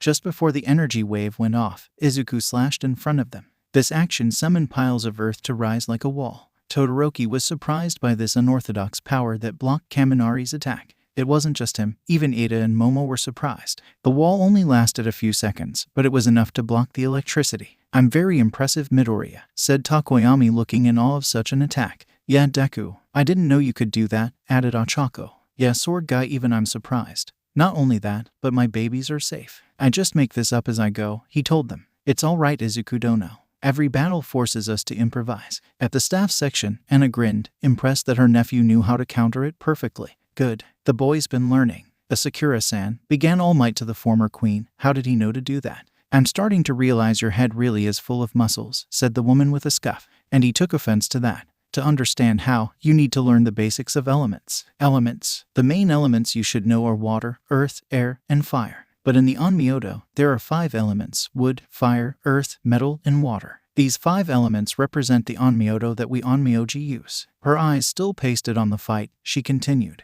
It's our teachings and ways of shamanism and how we use it to our advantage. It's identical to learning chemistry without the explosions and biohazards. His face made it as if he was lost. So, earth cancels out electricity. No, you see, both elements generate interactions. Fire turns earth into metal, but its power isn't enough to generate interactions with electricity that allows earth to absorb electricity that easily. The blank expression he sported caused her to sigh. She took out a book that read Onmyoto for Dummies and handed it to him. He knew what this meant, and he'd read it after this event. Less than 6 minutes left. We can't back down now. Todoroki's frost built up in his right hand before he reached for a black pole Momo made. Using it, he froze it.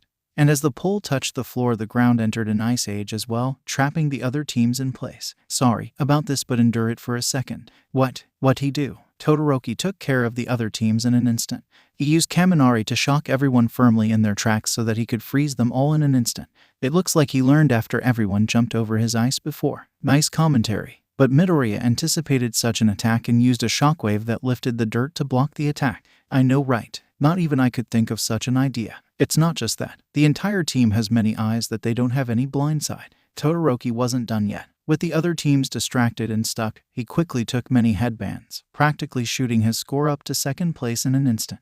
I might as well take these, the dual quirk user said simply as he put 3 new headbands around his neck. What? When did he? Damn it. A moment later, a wall of ice blocked them from view and Team Todoroki continued their charge. Izuku narrowed his eyes before he felt his jetpack shake and spark. "May, the jetpack is breaking down," Izuku shouted in worry. "My baby, I guess there's room for improvement." May shouted at the device with some worry. "The boots are not strong enough. We can't get away." "I'll stop them," Tokoyami said as dark shadow appeared and flew at Team Todoroki. Yaoyorozu. A moment later, Momo created a long shield that easily blocked Tokoyami's attack. "Stand your ground. Momo's creation is too versatile. She can practically counter anything," Izuku told his teammates. "No, Kaminari is worse," were Tokoyami's words. "Is the light from Kaminari's electricity affecting you?" he asked in a worried tone. Tokoyami nodded with a grim look on his face. "Thanks to your actions from before, we didn't get affected.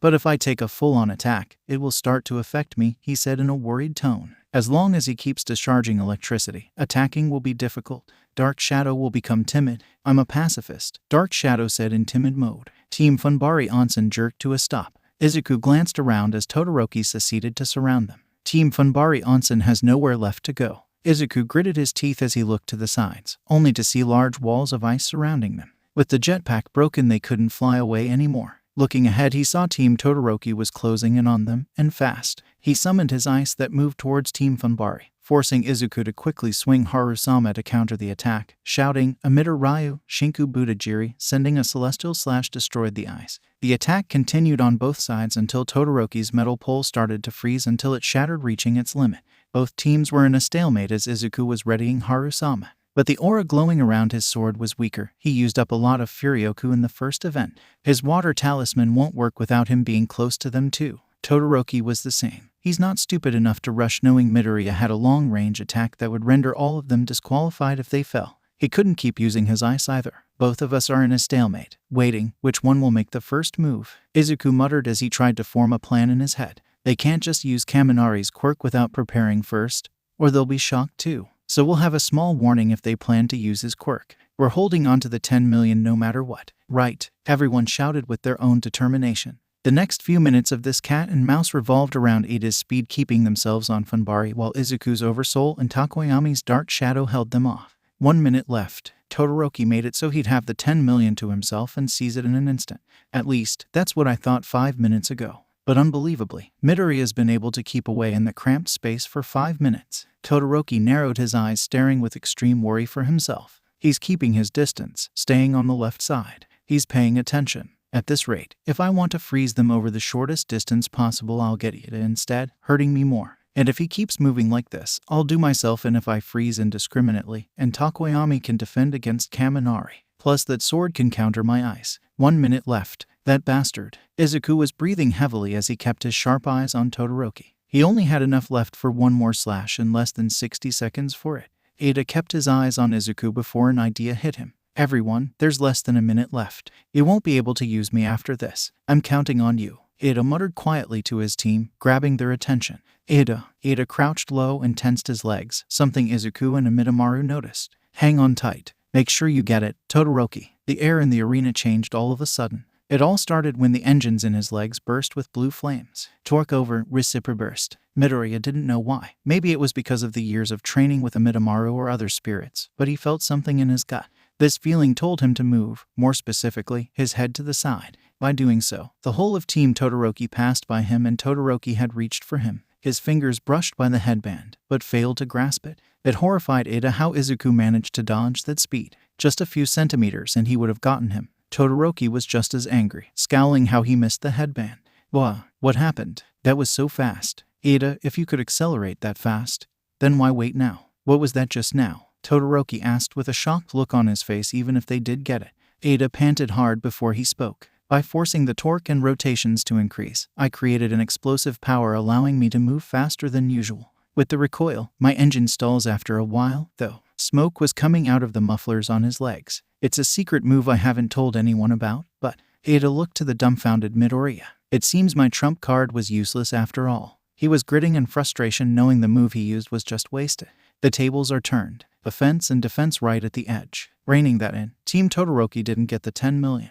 Can Team Funbari Onsen survive? Iida's engines are smoking. Something must be wrong with his speed after using that move. As long as they have Kaminari, we'll still be at a disadvantage if we attack, Tokoyami warned. Won't it be safer to just wait? Cornered rats are the most desperate, Amidamaru warned the team. You're right, Amidamaru, but if we beat Todoroki, it'll be over now. Not to mention we're still surrounded by this ice wall. By the time we get through the game will end. Our only shot to ensure our victory is to charge forward. Don't worry about Kaminari. I'll make sure he can't use his electricity. All right, we'll definitely win. Ochako seemed hesitant before she nodded in agreement. Izuku was slightly taken aback by Ochako's determination before remembering her reason for fighting. Her family. Hatsume was here for her own reasons as well. And there's the trust Tokoyami put into him. It's not just me. The feelings of these three who trust in me, I'm carrying all that right now. Izuku felt a wave of energy wash over him as he realized he was fighting for more than just himself. Amidamaru could felt his master determination heart and he was also ready to fight. Todoroki currently has 4 headbands. He's trying to wrest away top spot from Midoriya, who is running away like crazy. Will these be the top 4 teams to move on to the next round? While at the same time Bakugo was struggling against Momo, as the 1B students used his copycat quirk to effectively counter his explosion.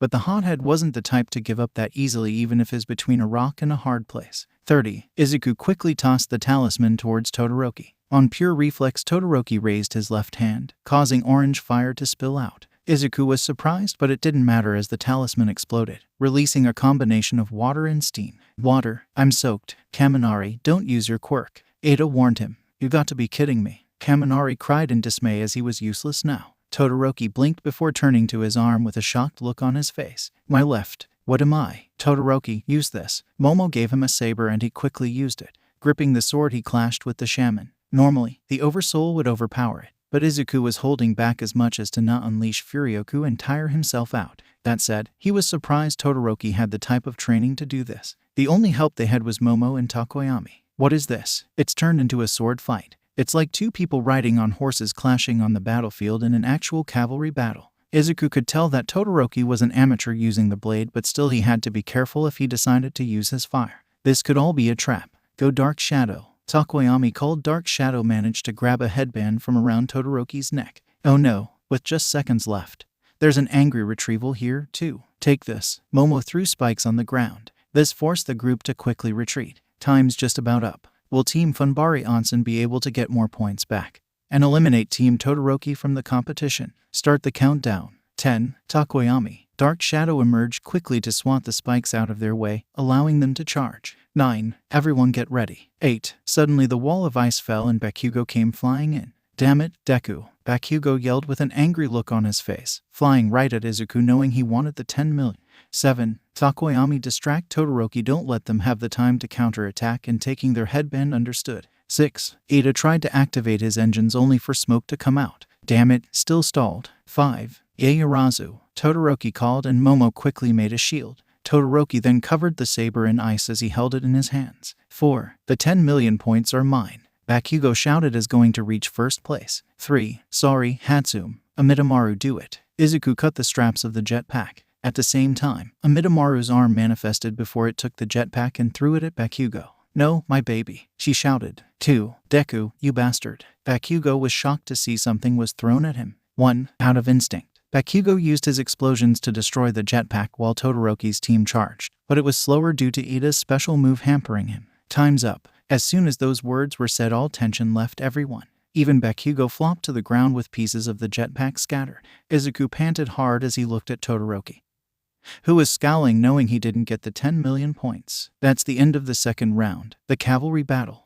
Izuku climbed off his teammates and smiled at them all, but he still waited for the announcement first before celebrating. Now, let's take a look at the top 4 teams right away. Midnight shouted, pointing to the board. In the first place, it's Team Funbari Onsen. Yes, we did it. At the very last instant, Midoriya was able to ensure his team gets first place. Izuku got out and looked at his team, noticing Hatsume was crying over the broken remains of her jetpack. Sorry about what happened to your jetpack. Well, at least I got to show them off, and I found new ways to make them great. Strangely, she soon cheered herself up. Yeah, Ochako hugged Dark Shadow, making it blush. A brilliant strategy, Midoriya. You granted us victory as Amidamaru foretold, Tokoyami said while nodding to his teammates and the samurai in respect. In the second place, it's Team Bakugo. Most of Bakugo's team was relatively happy with the fact they made it to the top 4. Bakugo himself, however, was pissed he didn't get first again. And not only that, Deku made first place again. Damn it. In third place, it's Team Itsuka. Izuku found Itsuka in the crowd of players. Her team was Itsuka with TetsuTetsu, a person with purple hair that he met the other day, and the girl with green vines for hair. The ginger-haired teen noticed Izuku and smiled at him. In fourth place, it's Team Todoroki. Todoroki was quiet for a long while along with the rest of his team. They had managed to pass the game, but still, they felt a huge loss when they couldn't get the 10 million. They still even lost some points. I'm sorry, Iida said quietly as he gripped his fist. If I could have moved. This is on me. Todoroki cut Iida off as his hair shaded his eyes. I was completely overwhelmed. He was staring at his left hand, the hand that used his fire. Hey now, we lost the 10 million, but we still managed to make it to the top 4, spoke Momo, who smiled trying not to dampen the mood of the group. Todoroki, however, kept his eyes at his hand, glaring with intense ferocity. I promised myself I wouldn't do what that old man wanted. Yet, Todoroki then glanced at the one person who managed to bring his flames out. Yet he overwhelmed me. It was surprising that his classmate was this much of a wild card. Now, we'll take an hour break for lunch before we start the afternoon festivities. See ya. Hey Eraserhead, let's go grab some food. I'm going to sleep. Izuku sighed as he pushed himself forward and made his way to the exit. He was beyond hungry with the continued use of his oversoul. He needed a recharge. But just as Izuku was about to step forward, he felt a hand grip his shoulder, stopping him in his tracks. Looking back, he was slightly surprised at who he saw. Midoriya, I need to speak with you, Todoroki said in a very serious tone. Over with all might, he sighed as he rubbed his face. The last 5 minutes of the Cavalry battle were no joke. The number 1 hero was on the edge of his seat the whole time. And when Todoroki had almost caught the 10 million, he thought Midoriya had lost. Yet at the very last possible second, the boy was able to grab victory for not only himself but his team as well. Meanwhile, the number 2 hero Endeavor, who was watching, scowled knowing his son, Creation, got the lowest place. He could see why too. The Midoriya brat was an Asakura. That meant that he was related to that Bichana. He never liked her or how she reached the top 10 hero ranking so easily while being the stoic and cold-hearted person she was. He always felt her to be a coward, despite her being able to spite him. Because her work as CEO of Funbari Holdings outshined her work as a hero, providing work for former villains and delinquents to make them outstanding citizens. Her endeavor was well known, giving her a reputation on par with All Might. She held influences everywhere: media, industries, entertainment, food, heroism, technology, all that, and she still stayed who she was. She would even do things he never did, like visit orphanages, help others who needed medicine and shelter, as well as other stuff that's being told and not shown. And now she has an heir to all of that. As this went on, the shamans watching were both intrigued at how Izuku Asakura was using his powers in the open for the normals to see, as well as disapproving that someone from a famous family would risk their greatest secret. Back to the present, Izuku stood across from Todoroki in a small stone hallway. The shaman kid stared at Todoroki, who had a blank look on his face as he put his hands in his pockets and leaned against the wall. So, you wanted to tell me something? Izuku asked while rubbing the back of his neck. Is this because of your speech back then? Todoroki didn't speak for a long moment and continued his gaze on Izuku, the area around him deadly cold. You provoked me, so much so that I broke my oath. Izuku raised an eyebrow as he glanced at Todoroki's left arm. Oath? You mean your fire? He asked in confusion. No one else felt it. Only I did. That moment was the same as him, Todoroki said while staring at his left arm. Izuku raised a brow as he stared at Todoroki for a long moment. So, what is it you want to say? I'm saying what I felt from you was the same. Something too similar. Todoroki rose his head. You have some sort of connection with All Might or something. Hey, if people were to discover your very dangerous secret, even if it's just a theory, what would you do? Play the fool, come up with some story, beg them to keep the secret, or tie up loose ends. As of right now, Amidamaru was watching the event. But unknown to the spirit, 2 people were also hearing something they shouldn't. You've got it all wrong, that's not it. He's more like a mentor to me. Todoroki was silent. That's not it, huh? In other words, you have some connection with All Might beyond what you just said that you can't talk about, whatever that might be. Izuku flinched at how perceptive he was. But I'll figure that theory out later. You must know about my father, the flame hero Endeavor. Yes, he's the number 2 hero, as it wasn't an issue. My old man, the number 2 hero Endeavor, will do anything to advance his position. He's been the number 2 for as long as All Might's been number 1, and he hates that more than anything. And because he knew he could never hack it by his power, he devised a plan. Todoroki then gripped his fist to the point it was shaking. What were you talking about, Todoroki? What is it you're telling me exactly? Whatever it was, Midoriya got a bad feeling. But for the samurai, he doesn't like how it goes. Have you ever heard of quirk marriages? Todoroki asked in a dead tone. This was the first time he heard this. After the phenomenon had started, it came into the picture during the second and third generation. Some sought out potential mates solely to create powerful children. Many people were forced into marriages. They were simply viewed as old-fashioned arranged marriages, but clearly it was unethical, not that it stopped any of it anytime soon. Even now, there are some cases of this occurring all across the world, but they aren't as publicized and often covered up. Amidamaru frowned hearing this. It was no different than nobility marriages, and how people wanted to gain a pure bloodline.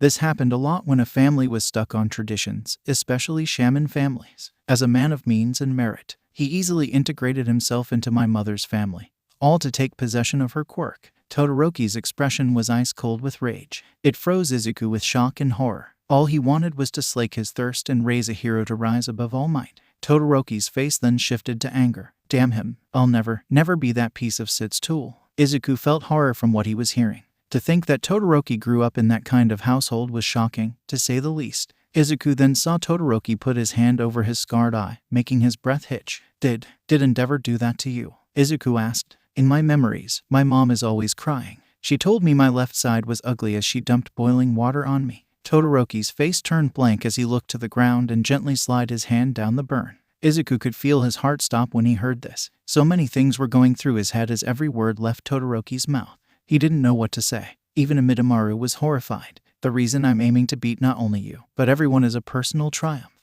I won't use my city old man's quirk. Or rather, I'll become number one without needing to. That is my total disavowal of him. Todoroki lowered his hand and stared at Izuku with determination. Once he was finished, Izuku had nothing to say at that moment. Hearing this, it was like all of his aunt's previous lessons were coming back. Quirks truly were overrated and don't make a person. To think those lessons were coming to the forefront. He couldn't stay quiet any longer. I might understand what predicament you went through. My family, the Asakura, also sought out a strong bloodline, said the shaman, feeling compelled to share such a secret. With this information thrown into the loop, Todoroki was now silent. For hundreds of years, our family would go to anyone with the capabilities to see spirits and communicate with them. My predecessors all would be engaged to lower branches that share this gift, while those who lacked it were isolated, exiled, and adopted as servants. It was a dark history, my aunt told me. But in time, my ancestor Yoasakura changed their philosophy. It didn't matter if someone had a gift or not. As long as they could love and wanted to live happily with others, that was enough. It could be said Todoroki was intrigued by the story. I can tell that's all you can say about that story. It was not in him to pry more about Midoriya's secret. I'll win only using my right side. Sorry I took your time, he said as the ice fire user turned around before walking away. Todoroki, wait. He stopped for a bit. When I was young, I was bullied and looked down at for not having a quirk. But it took fate and meeting someone important to me to learn that there is more to being a hero than having power. I want to save people with a smile, and I can't lose that for anything. There are too many factors playing into my growth this far, and giving up would be spitting in their faces. So I'm gonna take that declaration and echo it by beating you.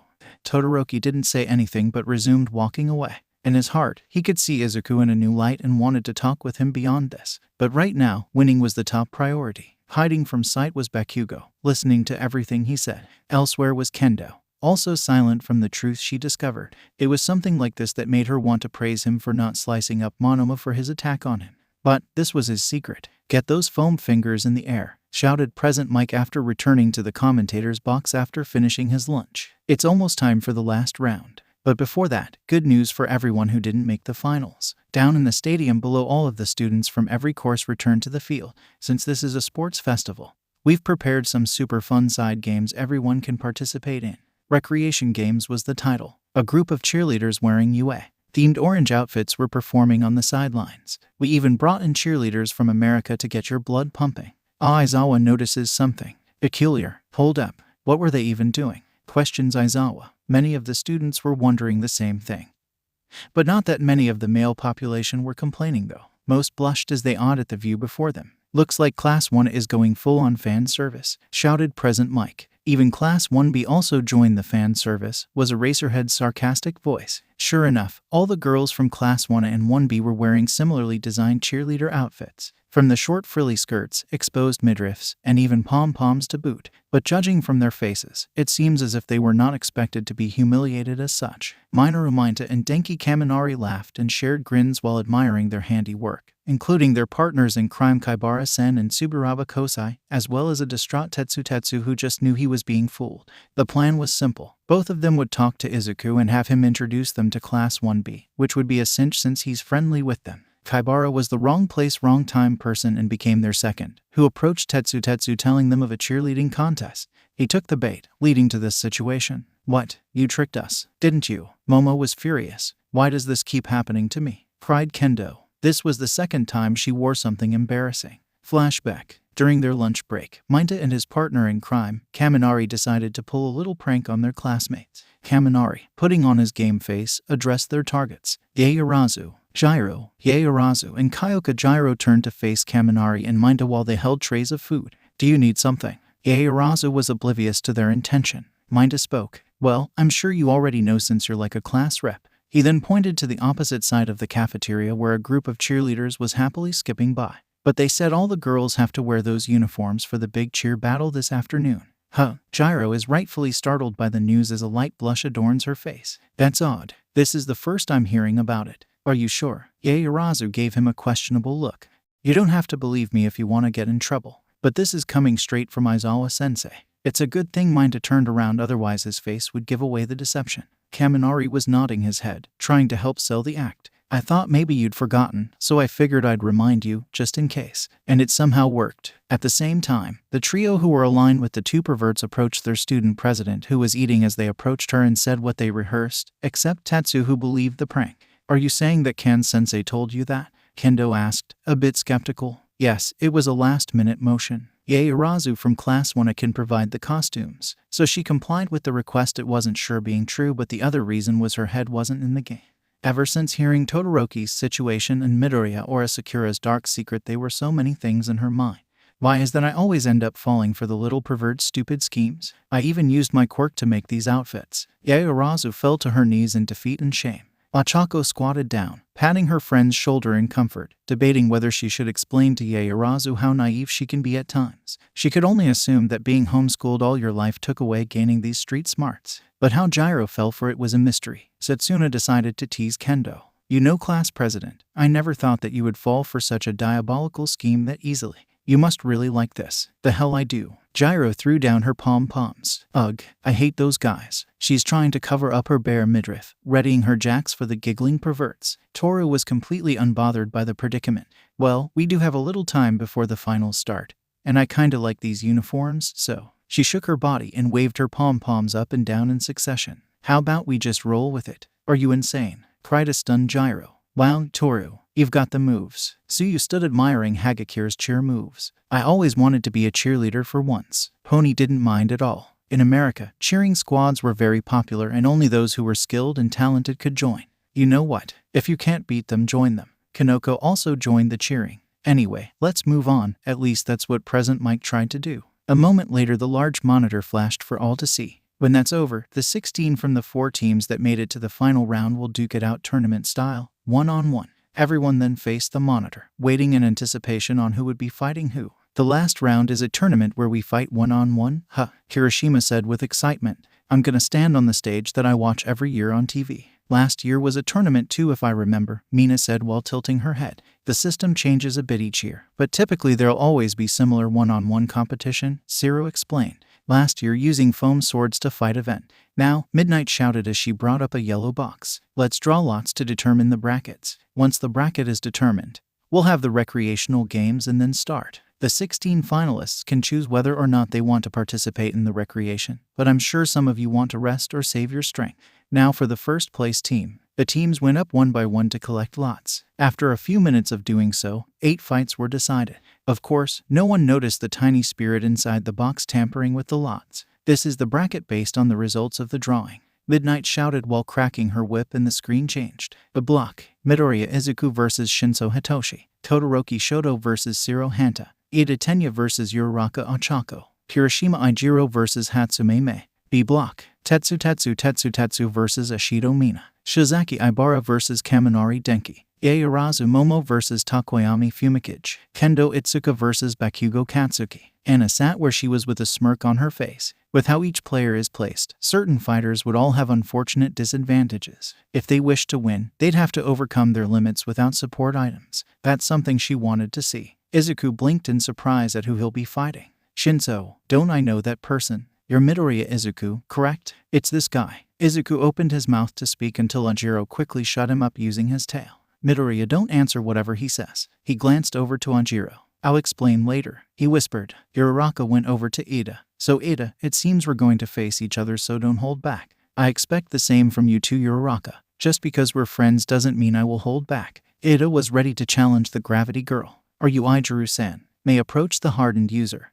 Yes, or I'm happy since actually. Dang it. On the bright side, I'm facing 1A. On the downside, it's a girl. TetsuTetsu was both happy and distraught at the same time. Mina heard him too and took exception to it. We'll face each other faster than I anticipated, Midoriya. I'll defeat you myself, thought Todoroki, knowing they're going to face each other in the second round. Tokoyami was simply looking at Yaoyorozu. So I'm fighting against Tokoyami. This will be a challenge. The creation girl went into deep thought, coming up with a plan. So, I'm fighting the vine hair girl. Kaminari just stared at his opponent, grinning at how hot she was. Ibara remained stoic as it didn't matter. Bakugo squinted his eyes at the board before saying his teeth. Sighed Ponytail. He grinned knowing he'll be facing her. So I'm facing him. Itsuka didn't expect it, but she welcomed it. She wanted to knock him out just as much as anyone. And now, we will uphold the tournament for the moment and enjoy some fun recreational games. The recreation games started. Almost every student that didn't make it to the tournament joined. The first being a scavenger hunt where people from the audience gave the students items to complete the task. Some were strange, such as Minta having to find back fat or Yanagi having to find a perverse person, though she passed easily, grabbing and denying Monoma. Some of the girls decided to perform cheerleading for stress relief. Other students pushed Giant Ass to a goal. The rest were running around having fun for a change. Those in the tournament stood aside in preparation for the tournament. For example, Tokoyami was sleeping under a tree to maintain his strength.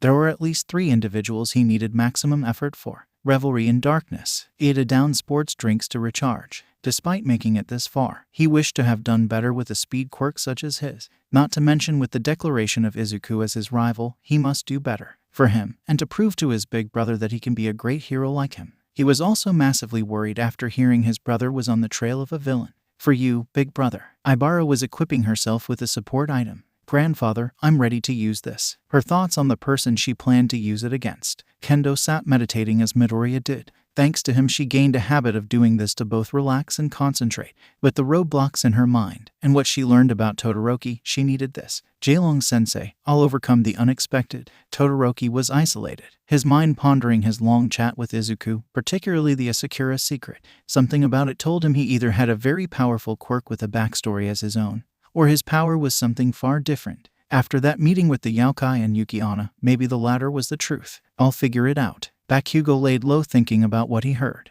It just pissed him off, as memories of the lessons that Beach of Inatako pickaxed into his brain from their first meeting. Flashback. After Izuku came back home to Musutafu City after his vacation time in Asakura Manor, he learned about his heritage and wanted to learn to become a hero. But he had to keep a secret of the existence of shamans. The boy required training first before he could become a shaman, and obtained Amidamaru as his guardian. And he was still bullied by Bakugo and his cronies. Until one day, it was at the park as Izuku was hit by Katsuki's explosion, showing his superiority. At that moment, a woman watching intervened. What do you boys think you're doing? Those who heard this quickly fled, except for Bakugo. He remained stout-hearted. What do you want, you old hag? A tick mark emerged, but the woman kept her stoic smile. Someone decided to use their quirk in public, so I arrived. Oh, so grandma's going to tattle on me. The tick grew larger. Izuku immediately noticed and said, Kaken, please apologize. Don't test my patience, brat, was her last warning. Oh, what can you do? I get it. It's because you're just an old lady who doesn't know what to do in her life. He pointed at her as he ranted. I bet you have splits end and wear makeup to hide how. A nearby swing shattered, silencing him. Before he could get to how that happened, he blacked out. 30. When he came to, he saw a familiar view surrounding him. It was his house, and that woman was talking to his parents in the lounge. Deku was there too. What the hell are you doing here? He shouted. Now, Katsuki, be nice. We have guests here, spoke his mother. It's all right. I've just found your boy just passed out by accident. Probably fell by himself. That was no accident. As if I could be knocked out that easily. Moving on, so are we in agreement? She asked the parents. What agreement? Bakugo was confused. Katsuki. This is Anna Asakura, the CEO of Funbari Holdings. She is also Izuku's aunt. He turned to Deku, who nodded yes. She suggested that you will be working part-time in Funbari Onsen Ryokan, not far from here. She gave a proposition that would help with your discipline and attitude. What attitude? I'm just that good, hag. You have not proven me otherwise. Mitsuki sighed before turning to sign a contract Anna held out. You are now legally bonded to this 4-week part-time disciplinary program. And you get a coupon for 3 days and 2 nights stay at the Ryokan in Onsen, Anna added to the mother's delight. Oh, thank you. I can't believe Inko's sister was a former pro and an Asakura. There's a lot she didn't explain to me. Bakugo, slack-jawed hearing this, couldn't do anything. Mitsuki and Masaru already agreed. His ass was hers. Deku just sat quietly and trembling. He tried to warn him. So every week after school, Bakugo would be working at the Funbari Onsen branch, cleaning and greeting guests he found beneath him with a smile. He stood maintaining the traditional heritage of the Ryokan Onsen, one of Funbari's attractions. The other humiliating things that happened involved a wager. If you can hit me 3 times, you're free, she once said, but cause any collateral damage, and you have an extra week. The living bomber jumped at the offer. She didn't even use her quirk. But quickly he learned he was a frog at the bottom of a well. Each time she knocked him out in an instant, and he still caused damages, giving her free rein to beating the shit out of him. No bruises were left either as a dip in the onsen closed all wounds. Of course, the humiliation continued. Wait, what are you? Bakugo fell face forward into a private room. Recovering, he found himself surrounded by sourly, drunken businessmen. Tend to them, and don't hurt any of them, or you're being extended a year. She left it that. Another occasion as he was tossed in the women's bath just for fun and humiliation as he was still just a kid, the females pampered him and Bakugo was embarrassed and shy at the same time,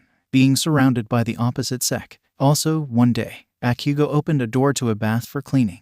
There he saw yokai spirits and human spirits, bathing like regular people. In reaction, he slammed the door shut and left. I think I'm getting beat up too much. That was his brain coping with what he just saw. If he didn't get paid, he'd call it a total waste of time. From then on he would see Deku with his aunt from time to time. And the rest of the story was known. 30. Like the others, Izuku didn't participate in the recreational games. He was just sitting in Seiza under the tree with Haru-sama by his side. The shaman was meditating, concentrating on his opponents to be. His mind visualized them, especially Bakugo and Todoroki. While in deep thought, a small leaf fell to the earth. Swiftly, Haru-sama cleaved the leaf like paper before its master sheathed it as if nothing happened. His actions garnered an audience who clapped and cheered. Even Toshinori watched, in awe of his successor's usage of swordsmanship. Despite him being his teacher, he felt as if he couldn't teach him much. His childlike qualities were overpowered by the maturity he often displayed. That said, he still possessed one for all. And if he's mistaken, he had yet to use the quirk. Eventually, he'd have to. The quirk should activate at one point, and his destiny will awaken. But until then, he's just being a kid. Also watching was Anna, her eyes on her precious nephew as he saw his meditation was a means to relax, recharge, and reorganize his strategy for the upcoming tournament. You've come a long way, Izuku, but it's too soon before you can use that sword. Around this time, Cementos finished building the platform for the tournament. The audience watching in anticipation. Are you ready? Screamed Present Mike, causing the entire stadium to erupt in applause after the recreational games. A lot's happened, but it's now come to this. A serious battle where you can only depend on yourself. Even if you're not a hero, you'll face lots of situations like this. You get it, right? Izuku stood by himself at the field entrance. The green-haired teen was currently looking over Haru-sama. This is it, Amidamaru. You ready? As always, Izuku Dono. Heart, skill, body, wisdom, and knowledge. Use all of that to rush up. Hey, Izuku blinked before he glanced back to see a familiar skeletal blonde man. Sorry I'm late. Had to move around in real form. So, you ready, Midoriya? As I'll ever be. There is no going back now. I already used my shaman abilities during the 2 events. We all know the world is watching, including those shamans who would disapprove of me, but I need to keep moving forward. This was his declaration toward his mentor. No matter who my opponent is, you seem to have things figured out. All Might spoke seriously, patting his shoulder. The only advice I can give you is to be ready for anything. No plan always survives first contact with the enemy. Izuku nodded at the words of wisdom before he heard a buzzer going off. It's time, Izuku said with a small sigh. Wish me luck, All Might. Good luck, Midoriya, and you too, Amidamaru. He slowly changed into his muscle form and gave the young shaman a big grin. You've made it this far against all odds. Now go out there and win with a big smile. Izuku could feel a smile grow on his face before he turned around with an air of confidence. Audience, the finals that you've all been waiting for are finally starting. The first match. Both Izuku and Shinso stepped into the roaring field as President Mike continued to speak. This samurai kid had not just overcome the first but also the second events. Can he be going for 3? The class president of the hero course, from Class 1A, it's Izuku Midoriya. Versus, sorry, you haven't done anything notable or eye-catching yet. Department of General Education Hitoshi Shinso. Both Izuku and Shinso made their way to the stone area and stood opposite each other. The rules are simple: force your opponent out of bounds or immobilize them. You can also win by making your opponent say, "I give up." "Don't worry about injuries, because we've got our very own recovery girl waiting on standby." Said woman raised her hand for the attention. "Put your morals and ethics aside for the moment. But of course, anything life-threatening is not allowed. Don't be screaming die either." "Oi," Bakugo shouted. "Heroes should only use their fists to catch villains. I'll stop things if they go too far," Cementos said as he sat in a concrete chair. "I give up, huh?" Shinso said with a grin on her face. "You get it, don't you, Midoriya Izuku? This is a battle to test your heart. Ready. And it's a bother that a hero needs some equipment to fight." Shinso continued taunting the shaman. "Set. That sword should be rusted or broken just like all the relics forgotten." That was the nail to the coffin. That angered Midoriya. No one got away with insulting the symbol of Amidamaru and Masuke friendship. "Start." When midnight gave the signal, it was already started as Midoriya rushed towards Shinso in anger. "Shut up. Don't you dare insult Harusame." Izuku didn't take it lightly. He stopped moving and his expression was blank. He looked like a puppet dangling from invisible strings. Shinso had a small smirk before it went back to a frown. This was his plan all along. "No, Midoriya, I told you not to say anything." Ajiro already explained to Midoriya about what happened to his team and about Shinso's quirk. "Come on, Deku." Ochako stood up. Why in the world isn't he moving? Iida is concerned about the situation. Shinso's quirk must have done something to Midoriya. Momo deduced, seeing how her fiancé wasn't acting like himself. The fight has just begun. And Izuku Midoriya isn't moving an inch. He's gapping like a moron. Could this be a quirk at work? Hitoshi Shinso seems to have Izuku Midoriya completely stunned, even though he hasn't made any impression at all until now. Could it be it's that scary? Present Mike questioned. This is a perfect example of why the entrance exam isn't rational. The racerhead pointed out. Huh, why's that? Present Mike confused. Since we're on to the individual matches, I had some information compiled on our final competitors. Shinso failed the practical exam to get into the hero course. Since he also applied for general studies, he probably figured that this would happen. His quirk is incredibly strong, but that entrance test consisted of fighting robots. It gave a huge advantage to those who had physical superpowers they could show off. Despite his physical abilities, Shinso never stood a chance at passing. Aizawa took a deep breath and sigh, but it doesn't mean that these students should expect the unexpected should occur, that not all times their quirks can work on certain villains, or that they are facing robots or something else entirely. A lesson he learned from the queen. And that comment even struck hard to the student's heart that try for the hero course but failed. It must be so nice to be blessed. Midoriya Izuku, now turn around and walk straight towards the edge. After that was said, Izuku slowly turned his back on Shinso and took a few steps away from him. Present Mike yelled out. Midoriya's obeying him. Izuku took another step away.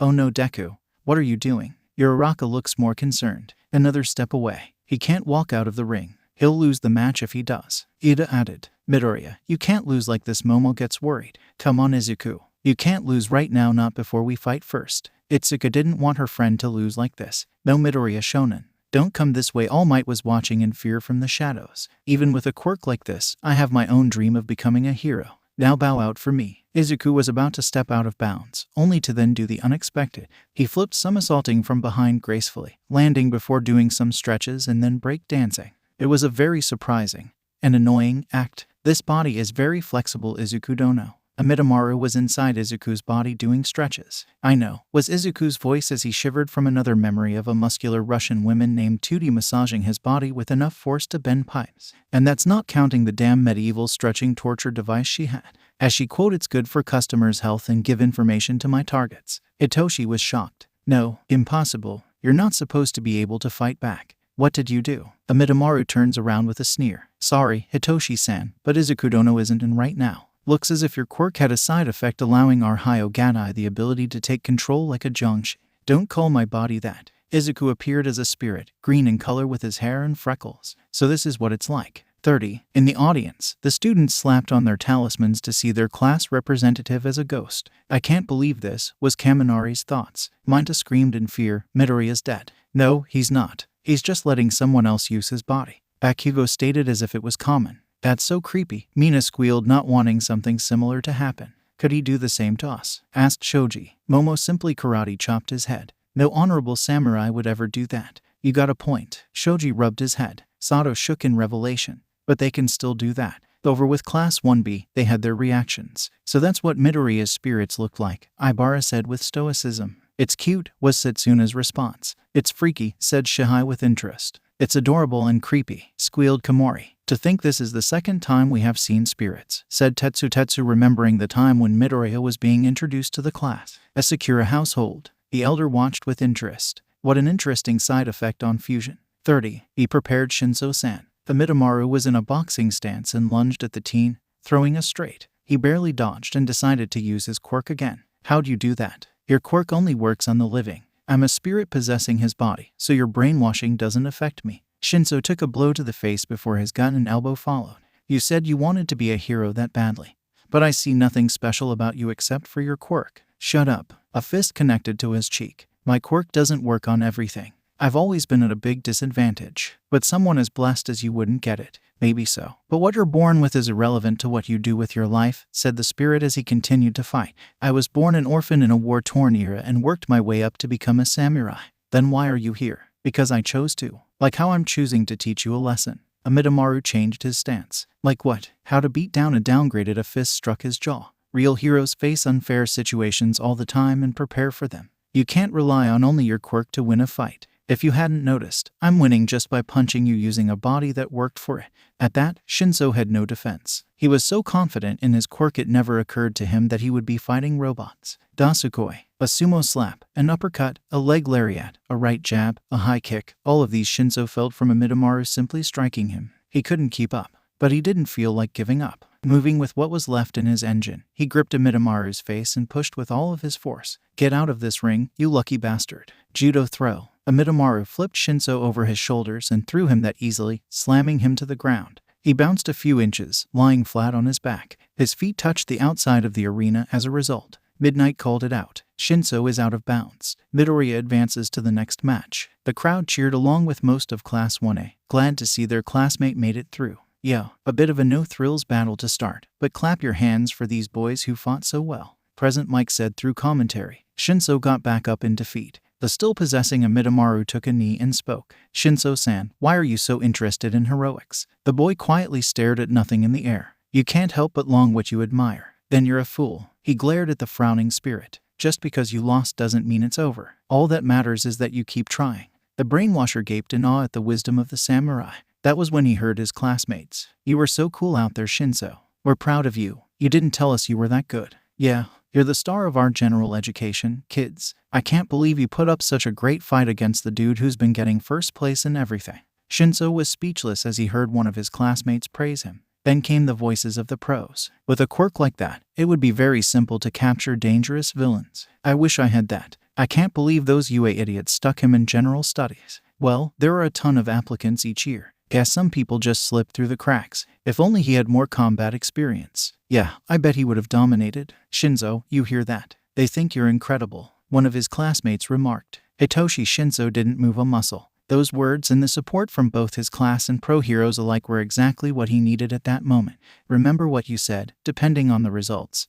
They might transfer people into the hero course. It's still possible. With the reminder from Amidamaru, Shinso smirked. That's right. I'm not giving up. I'll get on the hero track and become a better pro than any of you. Not with your combat experience, was the samurai's statement. Angered and motivated by that, Shinso got up. In truth, he needed to put his pride away to overcome those words. Then I better get to work. I didn't come all this way to get lectured by a dead man and give up. I just need to find someone willing to push me. I know someone, spoke the samurai, rather peeved by that comment. But the training you'll undergo will be nothing shorter than hell. Did he go through with it? Yes, he did. Then I should have no trouble, was his response, a smirk bearing teeth following. Amidamaru got up. Don't worry, she'll call you. Amidamaru, spoke Izuku in spirit form. You do realize what she's going to do, right? He asked for it, he replied, those 4 words having 2 different meanings. He then bowed. What beautiful sportsmanship. Present Mike commented loudly. Shinso glanced back to them. Midoriya, Amidamaru, remember this, keep on your guard, or else someone is going to defeat you. Don't lose so pitifully after beating me. He then left the stage. As he did, Amidamaru flew out as Izuku took back control. That was strange, and I have so many questions. We'll worry about that later. We need to get ready for Todoroki's fight. With that, Izuku left for Recovery Girl. He had a feeling she would want him to arrive. 30. There was a 10-minute timeout between each match. giving people time to restock on food, use the restroom, and give the students time to walk from the bleachers or waiting rooms to the arena for their match if it was next. Anna sat quietly while thinking about what she witnessed. The ability of Shinso's brainwashing only affected the human, but an outside soul was immune. It made Hyogata have the same effects as a ghost possessing a regular human on a shaman, giving them full control until the original return. Amidamaru had complete control over Izuku's body, and Izuku became a soul. It must be because Izuku's body and soul are his own and Amidamaru was a different person. It's like an antibody. Maybe it could affect Zhongxi. As Todoroki made his way to the arena, he turned a corner before coming to a stop. In the middle of the hallway stood a large man covered in flames while leaning against a wall. It was Endeavor, the number 2 hero. Out of my way, old man. Your behavior has been nothing but disgraceful, Shoto. If you had used the power of your left side, you would have crushed both the obstacle race and the cavalry battle, Endeavor said simply, his tone possessing gruffness as he glared at his son. Todoroki continued to walk, ignoring his words. Your resistance is childish, tiresome even. If you put aside this rebellious stage, you'll see it is your destiny to surpass All Might. The boy's face twisted in anger. You have to understand by now, you're not like your siblings. You are my greatest masterpiece. Todoroki stopped in his tracks as he gripped his fist. Can't you ever say anything else, you piece of soot matchstick? Todoroki asked in a low tone, his hair shading his eyes. I will earn my victories using only my mom's power, and I will never, ever use your power in any battle. He pressed on, even as his father spat facts. That may work for now, but soon enough you'll realize your limit and have no choice. Holding back won't get you to where you want, especially the circumstances of your body. Todoroki knew what he meant, as this body of his was starting to hinder, but he'd never admit it. Midoriya arrived at where his class 1 were seated as they greeted him. Sorry to keep you waiting, folks. Next up for the second match, it's these two. Both Todoroki and Sero stood on the arena floor facing each other. Sero was currently stretching his body as he tried to chill, but still retained an air of somewhat nervousness. Todoroki, on the other hand, was completely still, his dual hair color covering his eyes, which glared into the void. He's turned in an excellent performance to make it this far, and yet, what's with that plain Jane expression? Does it ever come off? From the hero course, it's hand to Sero. Really? At least give me a good title like Midoriya. Sero chuckled at Present Mike's obvious insult to his face. Versus, he who stands at the top. He who is way too damn strong. From the hero course, it's Shoto Todoroki. Everyone was silent, staring at the arena, waiting for the match to begin. Ready? Well, I don't really feel like I can win. Sero was no fool. His quirk paled compared to Todoroki's, and he was greatly lacking in skill as well. Start. Still, his lightning-fast reflexes took hold as Sero sent the tape to quickly wrap around Todoroki. But I don't feel like losing either, he yelled as he spun around to pull his tape and his opponent to the far end. Todoroki slid across the ground but still managed to stay on his 2 feet. The whole time his blank expression didn't change. He didn't fight back either. A surprise attack aimed to push his opponent out of bounds. Don't you think that was the best choice for this situation? Seriously, get him, Sero. Sorry, it happened in a flash. Ice shot from his legs, stopping Todoroki from moving and racing to Sero at the same time before he could react. In less than a second, the black-haired teen was enveloped in ice completely, only his chest and head exposed. The ice still grew, however, until it encompassed the top of the arena. No one spoke a word. They were all too shocked at what they saw, at the amount of power this one child possessed. It was overkill, to say the least. Midnight, half frozen from being in the vicinity, spoke. Sero, can you move? Oh, of course not. Sero stuttered through the clacking of his teeth. Oh, Sero Hanta is unable to move. Todoroki advances to the second round. The crowd was still stunned over the power of Todoroki before they started to call out one by one. Don't worry about it. It's all right. Don't mind. As the crowd called out the same sentence, Todoroki made his way over to Sero. Sorry, I overdid it. Todoroki placed a hand over Sero's chest, and instantly, steam flowed out of the ice, melting it. I was just a bit pissed off. A bit my ass. Sero stuttered as the ice slowly melted away from his body. And so Todoroki advances to the next round. Midnight announced officially. Endeavor watched in silence as his son slowly melted the ice in the arena with his left side, being sure not to let the flame out of his body. The pro hero wouldn't deny that his son was strong with his ice half, but if his rebellious son would use his fire half, he would easily surpass All Might in just a few years. A thought occurred to him as he remembers the Cavalry battle. It was a brief second, but his son had used his fire side for the first time since he entered UA. Perhaps he just needs a push. He walked away. Perhaps the Asakura brat is the answer. If he can somehow push Shoto to use his fire, then so be it. I'll just talk with this samurai Waname. Now comes the third matchup. Everyone in Wano already got over what happened between Todoroki and Sero. Even though Endeavor's son had such shocking and traumatizing power, he still held delicate control, thawing him. Soon, they focused on the fight between Uraraka Ochako and Tenya Iida. As President Mike spoke, the two students entered the arena. It's like he's the epitome of the middle of the pack. From the hero course, it's Tenya Iida. Iida waved to the audience. Versus, she's the one I'm rooting for. From the hero course, it's Ochako Uraraka. Both fighters stood before one another, ready to face each other. Are you ready, Uraraka? I'm not going to hold back just because we're friends, said Iida with determination. If he could give that challenge to Midoriya, he had to do the same for his other friends. He wouldn't be able to surpass his brother by holding back. Another thing is that Iida knew how Uraraka's quirk worked. All he had to do was avoid touching her fingers. But how? I'm ready, Iida. Give everything you got. Despite her confidence, in truth, she was nervous. She spent time with her more heroic classmates and survived a villain attack. But she knew just how fast Iida was. Could she trap him? Especially when he had that technique. Ready, start. Without wasting time, Iida screamed, torque over reciprocal burst. His quirk lit blue flames, granting him his most superior speed. Moving fast, he ran past her vision and appeared behind her. He then grabbed her back and pushed her with all of his might. She squealed at the roller coaster feeling she was experiencing, until Uraraka is out of bounds. The winner is Iida, Midnight announced, literally seconds after the battle started. Hearing this, Ochako gaped in shock. She lost before she could do a thing. It was devastating. Iida watched as she walked off. He already knew why she wanted to get far in this tournament, but couldn't find the right words to display. Anything he did would only appear hypocritical. Everyone had their reasons for participation.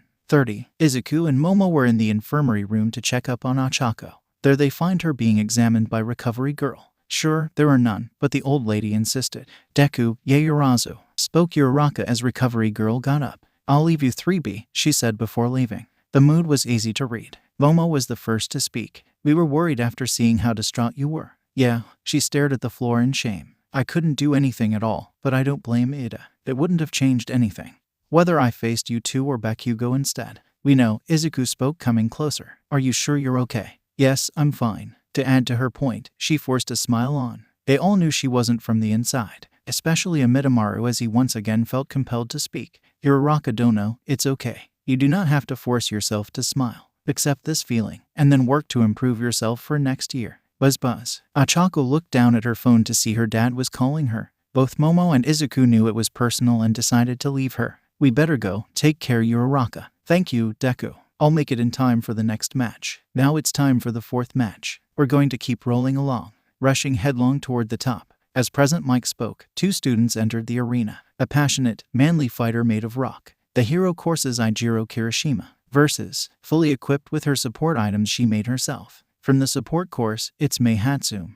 Sato confused as he looked down at the arena. What is that? Everyone looked down to see not only Maid decked out in her gear and gadgets, but Kirishima as well. Kirishima is also fully equipped with support items. Midnight saw this and quickly stepped in, speaking, it's generally against the rules for those in the hero course. Those who must use equipment need to petition beforehand. I forgot about that. Aoyama also wore a belt, so I thought it was okay, Kirishima said, sweating a bit. He submitted a petition, as did Midoriya. Midnight reminded them. Aoyama smiled while patting his belt while Izuku held Harusame and his gloves. I humbly apologize profusely, Kirishima said with passion as he tightened his fist. However, my heart was moved by my opponent's superb sportsmanship. Even though she is from the support course, she said she wanted an even match since she made it this far. She said she wanted to fight fairly, so she gave me this equipment. I did not think I could ignore her manliness. I'm a girl, you know, was Hatsume reply. Womanliness, is that even a word? Youth. Midnight huffed while wiggling her body in what seemed like ecstasy. I'll allow it. Is it okay? Yamada turned to his coworker. Well, if they both agree on it, then it's within regulation, I guess. As he sighed, Aizawa just went with it. Well, since permission's been granted, let's start the fourth match. Ready, start. With that, Kirishima ran straight at May with no hesitation, not even activating his quirk yet. May, on the other hand, didn't seem to move. She stood her ground with no worry and instead had a smile on her face. After a moment she spoke, and everyone could hear. Isn't that acceleration wonderful, Kirishima? May's voice was heard throughout the entire stadium through the speakers, much to everyone's confusion. A mic, Kirishima said in confusion but didn't stop running, forcing his body to harden. Why is she wearing speakers? Don't your legs feel lighter than usual? May said with a look of pride on her face. That's only to be expected. Those leg parts are helping the wearer's movements along, the pink-haired girl explained. Kirishima closed in on her, his face completely serious as he readied himself to push her out of bounds. A long metal pole shot out of her backpack, moving her into the air and out of his path. Once May was in the air, another pole shot out and kept in the air as he tripped over it. Can evade easily with my hydraulic attachments. May's eyes turned not at her opponent, but the audience of the stadium. Using her quirk, she zoomed in on some figures who were talking amongst themselves, clearly interested in her invention.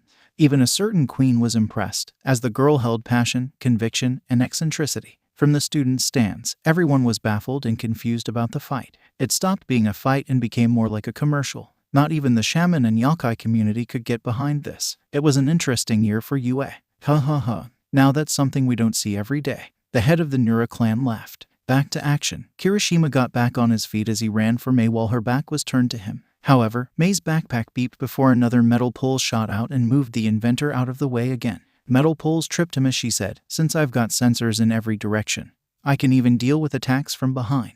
Kirishima skipped across the ground and looked ready to fall. However, the device on his back released a strong stream of air that managed to keep him on his feet. A look of frustration crossed the hardened user's face as he ran at May. "Where's the fighting spirit?" Kirishima changed course adeptly. "It's thanks to the auto-balancer that I made," May said happily.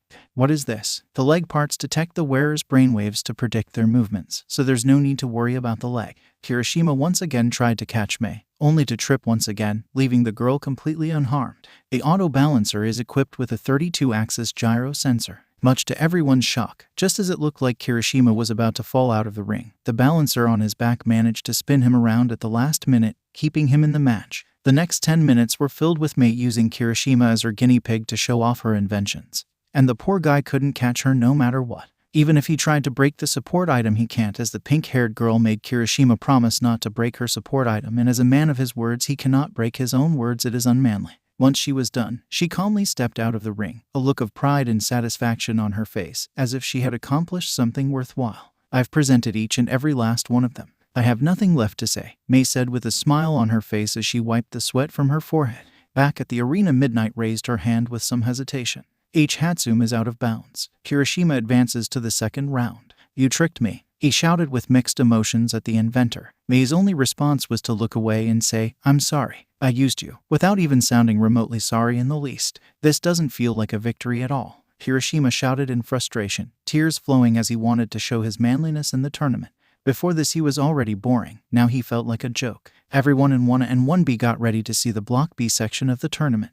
It was time to see how good 1B was, especially Kendo. The tournament is going to get tougher than this. I agree. Those who knew Kendo's skill and quirk were aware she's no pushover. Kaminari shook himself to get ready for his fight. Shoto didn't care. He just wanted to fight Midoriya. Said Shaman Kid was also stern, knowing he's going to face Todoroki in the next round.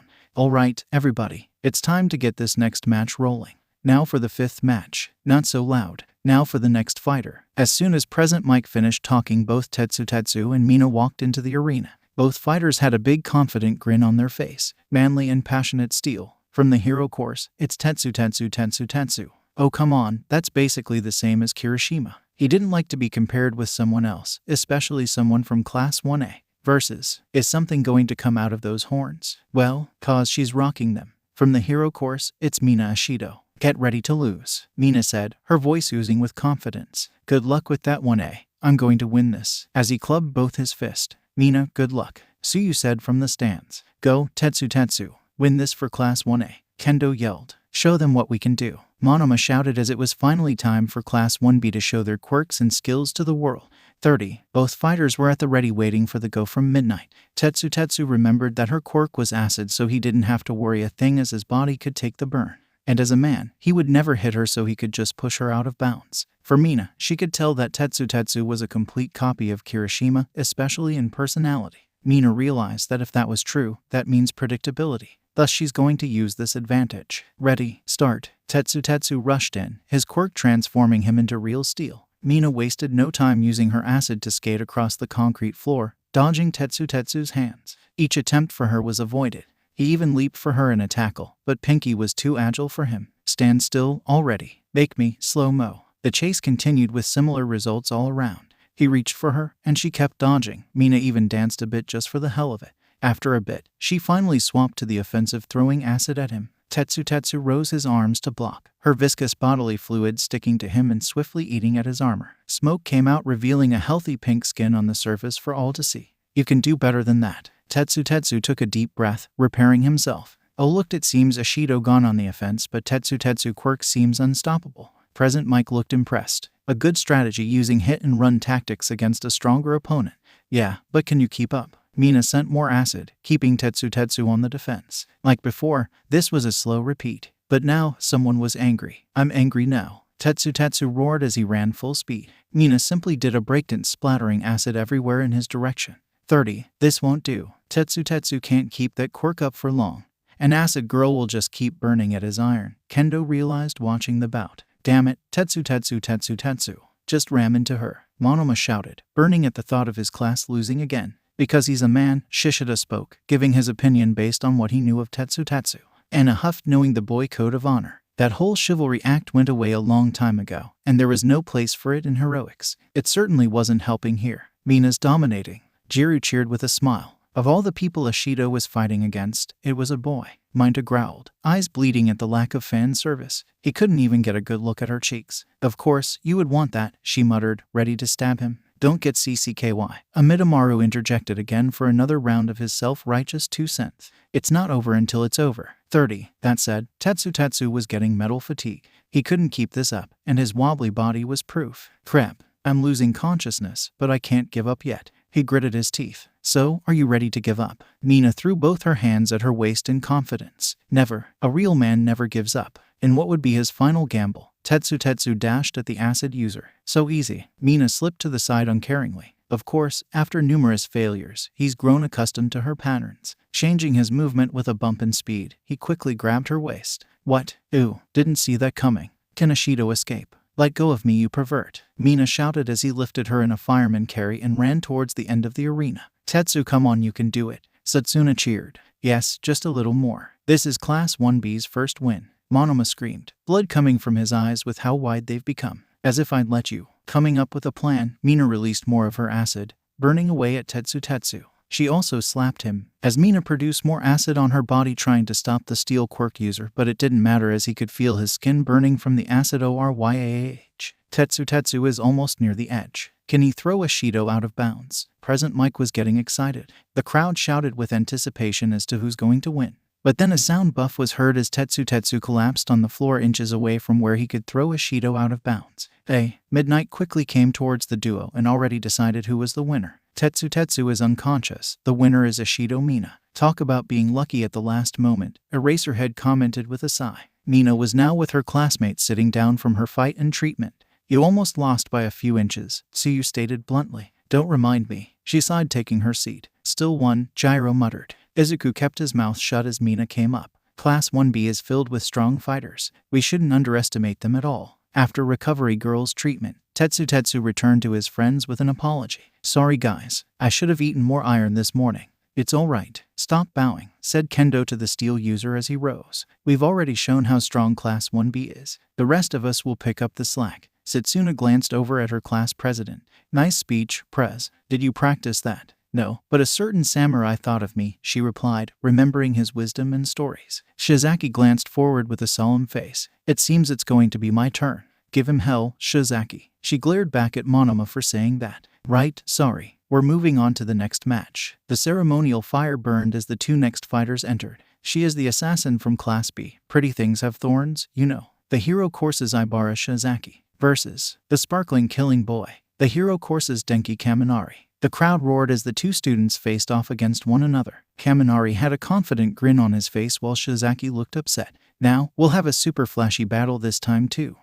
Present Mike was cut off when Shizaki raised her hand while facing the announcer booth. Please excuse the interruption, but what do you mean by assassin? I have only come to find victory, not to take my opponent's life. Shizaki's voice was in a calm tone, but everyone could tell she was a little upset. I am sorry. In the first place, I wish to enter UA High School, not for wicked reasons, but the salvation of others, Shizaki said while praying as a bright light shone down from above. I said, I'm sorry. Is this chick serious? Bakugo muttered. It's not surprising, Momo said with a shrug. This is a debut for a lot of people, and no one wants to be given a bad name. Sero slumped, remembering his title. So no one's going to ask where is the light coming from? Ochako asked while looking in the sky. That's Shizaki for you. Always with her faith, this was Manga looking at her with awe. Don't you find it strange that her right arm has some kind of gadget that we have never seen before? Komori asked, noticing it. Now that you mention it, I have never seen it before either, spoke Setsuna curiously. I thank you for your understanding, Shizaki said with a bow. Kaminari's sweat dropped at the girl's personality. Class 1B has people like this too, huh? She's got big eyes and a pretty face,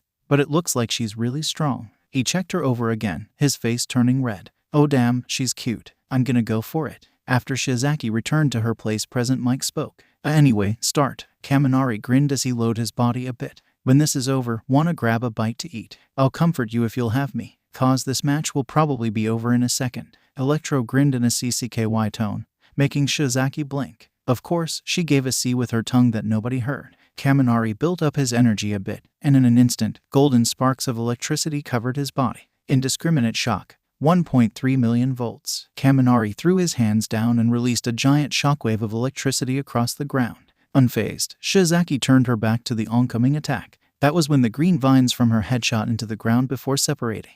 The vines then grew into a makeshift wall, shielding her against the incoming lightning storm. What? Sato was shocked and confused. Isn't that like our defense during the cavalry battle? Amidamaru said to Izuku, in awe at her creativity. No wonder she placed fourth, muttered the shaman, his old habit returns. The others listened for a bit before Jiru finally spoke up. Midoriya, slow it down. Sorry, force of habit. Her vines can't conduct electricity, meaning Kaminari's electricity is useless against her. So, it's similar to your earth wall during the cavalry battle, spoke Tokoyami as he remembered that attack saved them. Yes, and since Kaminari went all out with no hesitation, everyone just looked at the stage knowing what's going to happen. When Kaminari's attack started to die down, his face became slack and dumb. A moment later, the ground in the arena broke apart before several vines shot out of the ground, wrapping around Kaminari and hosting him in the air like a pinata. Even as the blonde let out his last bit of electricity, it was completely useless against Shizaki's vines. He was right, it was decided in an instant. Shizaki advances to the second round. Midnight called, making the crowd roar once again. Shizaki frowned as she put her hands together. I didn't even need to use this equipment against you. All right, good job, Shizaki. TetsuTetsu called from the booth next to Class 1A, thrilled that someone finally beat Class 1A. You did it, Pony said in English as she cheered. This is going to be hard. Ajiro started to sweat seeing how the tournament was tough, and he doubted he could win facing someone like her or Todoroki. What's that? Didn't he say he'd settle this in a second? I guess he misworded it. But Class A is supposed to be better than Class B, so isn't that weird? Hahaha. Everyone turned to the side to see a somewhat familiar blonde poked his head out from Class 1B side with a smug look on his face. Oh, it was Monoma, spoke Izuku. And you're the samurai with the ghost. Wait, you know him? Kirishima asked. Hold up. Minta glared at him. You know all of them? Yes, and knowing you, you probably knew their quirks, right? Minta asked more angrily now. Yes, then why didn't you tell everyone about their quirks? Were you holding out on us? That would be an unfair advantage if they don't know of ours, but we know of theirs. Plus, I promised Itsuka, but you told them of us. No, that pacified him. Iida even added, when you put it that way, it would indeed sound like cheating. Even if you knew our quirks, we still suddenly the blonde was cut off when Kendo came up from behind and chopped him in the neck. With him out cold, the other class president poked her head out and smiled at everyone. Sorry about that. We've got a blonde jerk in our midst, she said, everyone in Class 1 giving her a strange look as Kendo pulled back. So do we, Izuku said back, knowing just how she felt. You keep this up, he's going to have a steel neck, spoke Amidamaru almost jokingly. He needs it more than me. Also, congratulations Izuku for your first win. She told them, her eyes to Izuku now. Make sure you keep winning so we fight in the finals. She then left, dragging the blonde dead weight with her. Thank you, Itsuka, Izuku spoke while waving. We're reaching almost the end of the first round, folks. So let's go. All-purpose creation. She was admitted through recommendations, so her abilities are certified. From the hero course, it's Momo Yaoyorozu. Momo stood stern and disciplined. There were many reasons she needed to win here, and now she was being watched by Anna. She needed to become as strong as the Ataka. She needed to prove herself a proper hero for all watching her. And she needed to become a strong woman who could stand beside her fiancé. Versus defense and defense in one body. The Dark Samurai accompanied by Dark Shadow. From the hero course, it's Fumigage Tokoyami. Tokoyami stood tall, thinking about the creation quirk. If she suspected his weakness, he needed to end this as soon as possible. How do you think this one will end? Any clue? Mashiro asked his class president. Timing is going to be the key thing here, Midoriya explained. Oh, how so? Just like the fight with Iida and Uraraka, it's all about who can make the first strike. For someone who makes anything out of thin air, Tokoyami just needs to overwhelm them, and for Yaoyorozu she just needs to make them faster than he can strike. In other words, if Tokoyami summons Dark Shadow and attacks relentlessly, then he'll win before she can even fight back. Sixth match, begin now. Present mic announced. Tokoyami instantly called out Dark Shadow and began his attack. Momo was quick enough to make a shield and block the attack, but it pushed her back a bit. She tried to make a weapon, but Dark Shadow circled quickly and struck the shield again, pushing her back even more and making her lose focus, stopping her from making anything. Dark Shadow, continue the assault. Aye, sir, I can't think, Momo thought as she kept blocking. The assault didn't stop, as Dark Shadow came back for another strike, this time knocking away the shield. It went in for another beak jab, but Yaoyorozu managed to just barely make another shield to absorb the blow. It forced her back even more. The attack continued as she could feel her legs getting pushed back by the assault. She just needed one small opening to strike, that's all. The attack ceased, and Momo noticed this as she then created a metal rod to counterattack. Yaoyorozu, Midnight called her attention. You're out of bounds. Momo then noticed that her foot was out of bounds, just what Tokoyami wanted. This match goes to Tokoyami Fumikage. He retracted Dark Shadow and then respectfully bowed at Momo before walking away. Momo was frozen in the arena as she was defeated that fast, before I could even do anything. Present Mike commentated, "Yikes, another fast overwhelming victory. Is it possible that Tokoyami's Dark Shadow is the greatest quirk ever?" "I think so." While the crowd was cheering, Yaoyorozu looked ashamed. Izuku saw how distraught she looked. It reminded him so much of himself when he discovered he was quirkless. With 10 minutes until the next match, there was something he had to do. "She might want me away, but that's not my thing." Standing up, he said, "I'll be back in a bit, everyone." "Where are you going?" Iida asked. "I want to check on Yaoyorozu, to make sure she's feeling okay." "I'll come with you," Gyro said as she stood up. "No, it's fine. I should be enough, and it won't take long.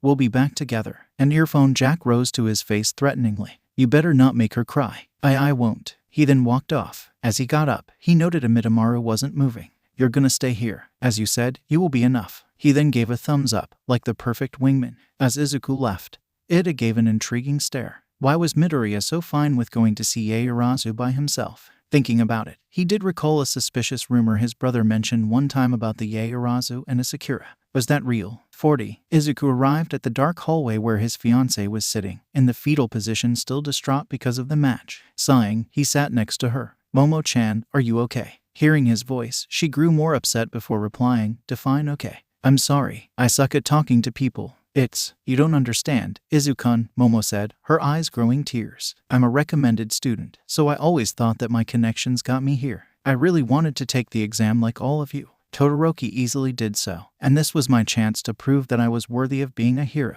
More tears came out as she sobbed. "Anasama was someone I looked up to, and I wanted to achieve some manner of respect from her, but I failed. I don't even think I'm worthy of fighting next to you." Hearing this, Izuku felt like a prick with what he said. These were almost the same circumstances for him. Is he worthy of carrying the Asakura name? Is he worthy of carrying All Might's legacy? If anything, her situation was harder. He could never be All Might, but there was a chance she could be better than what she wanted. He just hoped he didn't ruin this. "Momo, I know what it's like to be this down and distraught." She lessened a little. "That feeling where you failed, you feel like you can't get back up, that everyone looks at you differently. I know exactly what it felt like to feel unworthy. But you're not a failure." He noticed her loosen a little, but it's not enough. "Come on, Izuku, be a man, not a Deku." He then moved in to hug her, his action catching her off guard. His head became a tomato as he held her. "I still believe in you, that you can become a hero. Not just any, but one of the greatest. You can surpass Tokoyami one day, others, even Anna, even me." She placed a hand onto his. "Do you really have that much faith in me?" "No, I know you can do it," he replied. "Faith is for something intangible. Your awesomeness is real." Her face became flushed, her heart fluttering.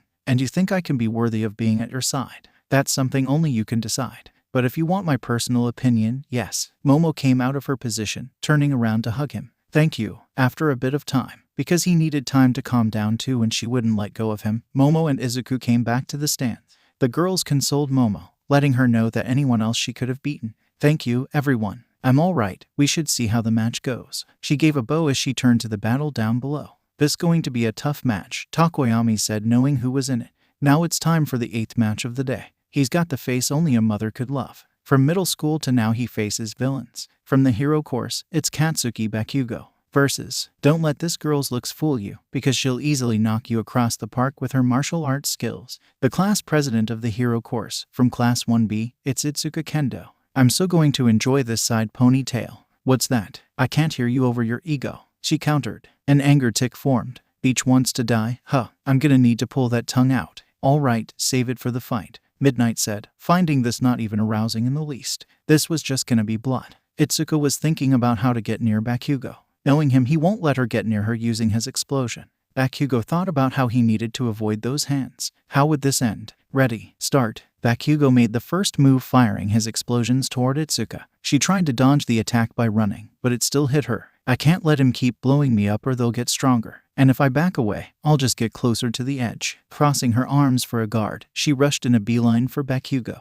The exploding teen saw this and grinned. He shot out more at her like a Gatling gun trying to shred its target, each shot tearing at her clothes, much to Minta's joy. Jab. Jiru took his eyes out. Even as she got closer, he could predict what she was thinking. Nice try, side ponytail. He stopped before jumping back to avoid her fist. But then the other fist came in, forming a F motion. In an instant, her fist grew as she fed him, the sudden growth being enough to close the distance and send him flying a few feet. The FCK. I've been practicing how to use my quirk. I can change them that fast and they're as strong as a missile. Her mind recalled how Jaelong toughened her, teaching her other ways of combat. It was embarrassing that she never thought to do more than punch and chop. 30. Class 1B was shocked seeing their class president using skills they've never seen before. Wow, I didn't expect Kendo would use her big hands to F her opponent, said Setsuna, impressed. Or that she could change her quirk that fast. It's like that very old anime I saw once. Which one? I think it's called Bottoms or something. TetsuTetsu was trying to remember. She must have been hanging around Midoriya too often. Yosu gave his opinion. They were childhood friends sorta, Yui said, causing the metal boy to growl. Tetsu, did you just growl? Jiroda heard that. No, it was my stomach. XXX. I won't be caught off guard like Spiky Ponytail. Bakugo then changed his tactics, rapidly firing his quirk to rob Kendo of openings. She kept on guard trying to run in. She kept taking damage, her clothes and arms more burnt each time. Pro heroes watching became displeased. Not many could stomach this brutal one-sided fight going on. Some even spoke up. Hey, shouldn't you stop this? He going too far. She's going to be seriously hurt later on if you don't stop this. I can't watch this. One hero got up and spoke. Hey, how can you say you want to be a hero like that? If there's such a huge difference in your abilities, then hurry up and send her out of bounds. Despite the hero's words, the fight continued as if he said nothing. Yet with that hero's comment, more heroes started to join in on the protest. Stop bullying the poor girl. Yeah, you call yourself a hero. There's booing from part of the crowd. But honestly, I feel the same. Present mic was cut off with a cry of pain. An elbow. What are you doing? Eraserhead said nothing as he grabbed the mic with his hand. Was that a pro saying he's playing around? Eraserhead asked in a serious tone as the stadium became quiet. How many years have you been a pro? He didn't wait for an answer. If you're saying that with a straight face, go home and look into changing careers, you failure. Everyone in the stadium was stunned at the brutal words from the hero, even his students. Yet he wasn't finished yet. Bakugo is being relentless because he's acknowledged the strength of his opponent who has made it this far. It's because he's doing everything he can to win that he can't go easy on her or let his guard down.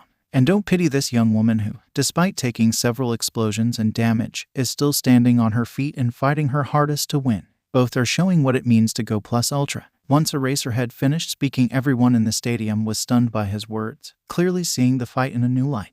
It didn't mean they liked it. 30. Bakugo had ignored the whole booing and speech as he kept his eyes on Kendo, who was still standing on her feet. Not yet. She's still alive, Bakugo said in a low tone. Soon he stopped, his left hand strained. That was the chance she needed as she shrunk her fists, dashing for the blonde nuke. He noticed and immediately used his other hand to fire, hitting Kendo in the face. But she pressed on undeterred, throwing a punch with her big hands. Bakugo dipped to the left, stunned only when he felt something in his ribs. As he flew a foot in the air, he saw what happened. She kicked him. The fist, the knee, the elbow, the head. A true warrior uses every limb, like an octopus that plays the drums, Kendo said as she flexed her leg. Damn Beach, how is this using your quirk? Women always have their secrets. That pissed him off even more. Although his ribs were fractured, he was furious red. This led to a dash attack aiming at her face. Dodging, she still felt the intense heat and used her hands to parry, avoiding the explosion. Her hands grew again, forcing Bakugo to leap back, avoiding him. But this time came a surprise. She clapped her hands. The sound of the thunderclap was loud enough to ring within his ears and the audience. Dazed, Bakugo tried to fire in her direction, but by now she's already used to his explosions and moves in. Eyes shining with rage, she violently punched him everywhere. Gut, face, shoulder, ribs, abs, even his thighs and neck. She struck everything, screaming.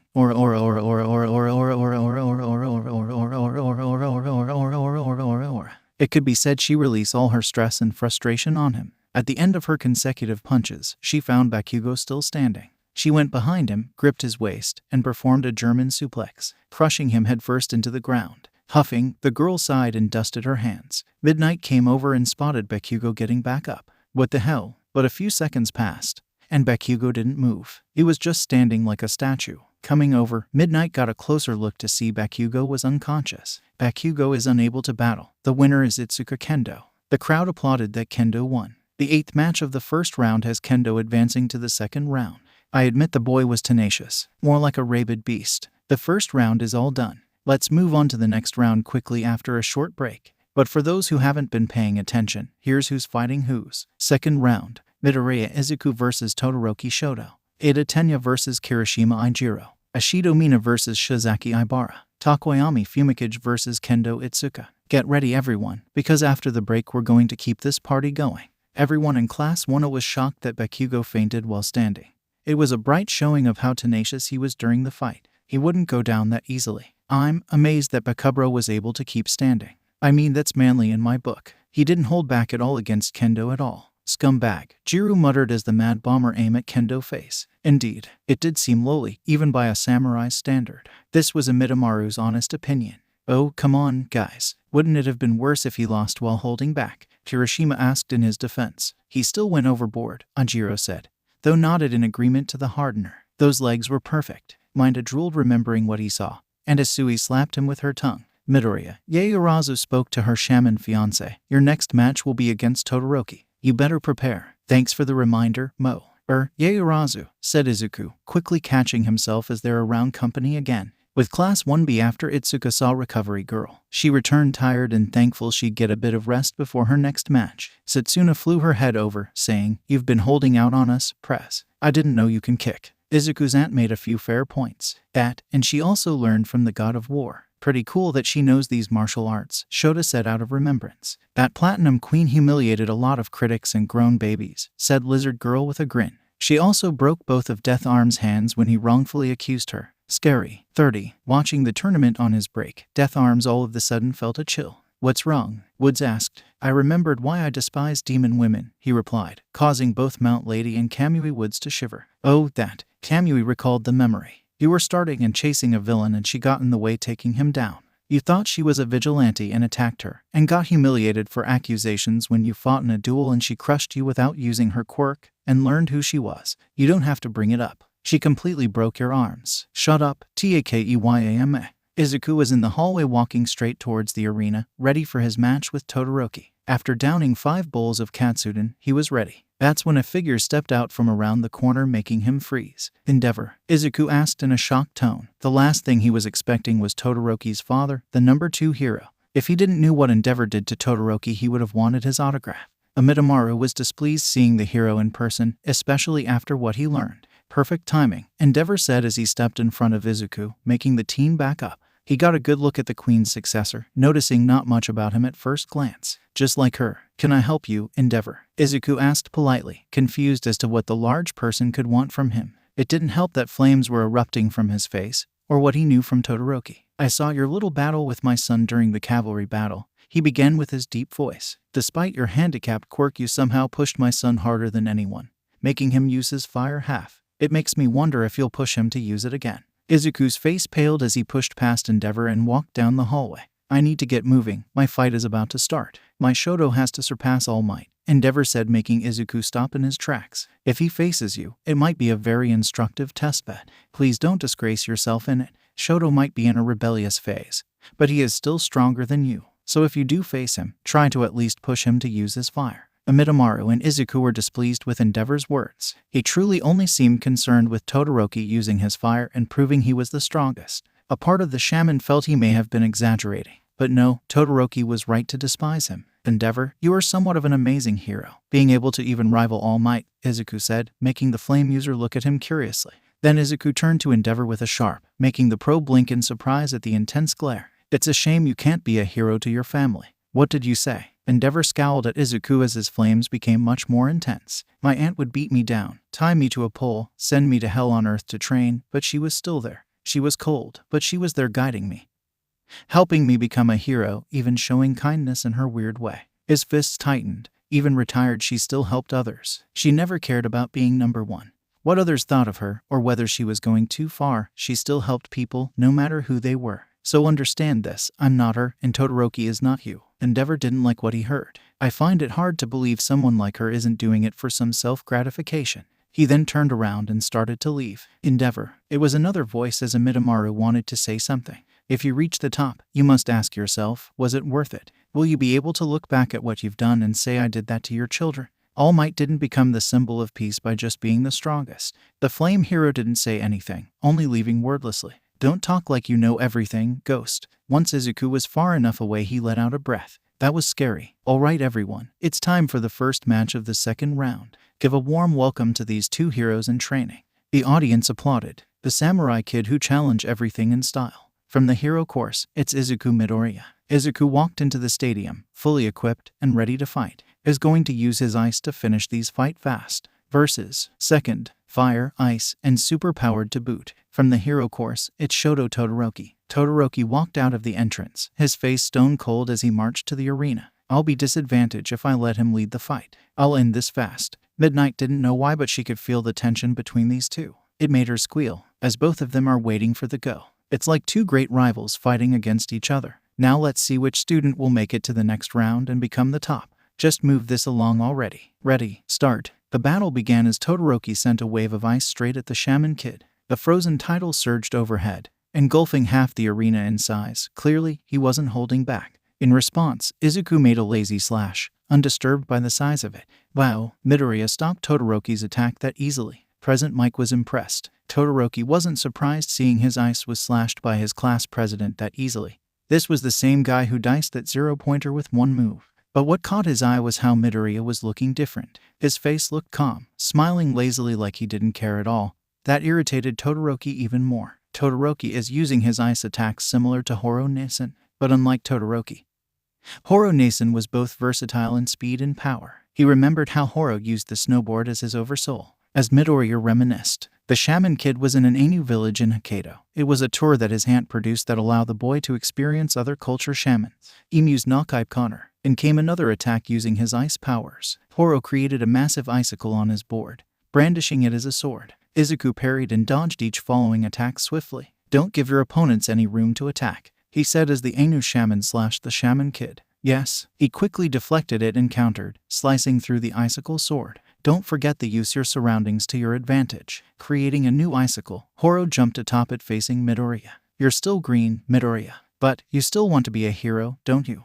Yes, and training with Horo-Nasen was Aunt Anna's idea, you know. Facing an opponent that can control his surroundings was her thought process, I think. Yup, and learning about other cultures of shaman as well. And that too. Still, I was glad learning about shamans and meeting you, said Izuku as he readied himself. Sure, they weren't quirks, but this was far better. Ha. The Ainu shaman chuckled. You're a strange kid. Let's finish this, then we take a break. Then I can show you how we catch fish in the wild. Hi, Izuku shouted joyfully like it's vacation as he learned about Ainu culture and life. Amidamaru looked at the person who looked like a spitting image of his master's friend.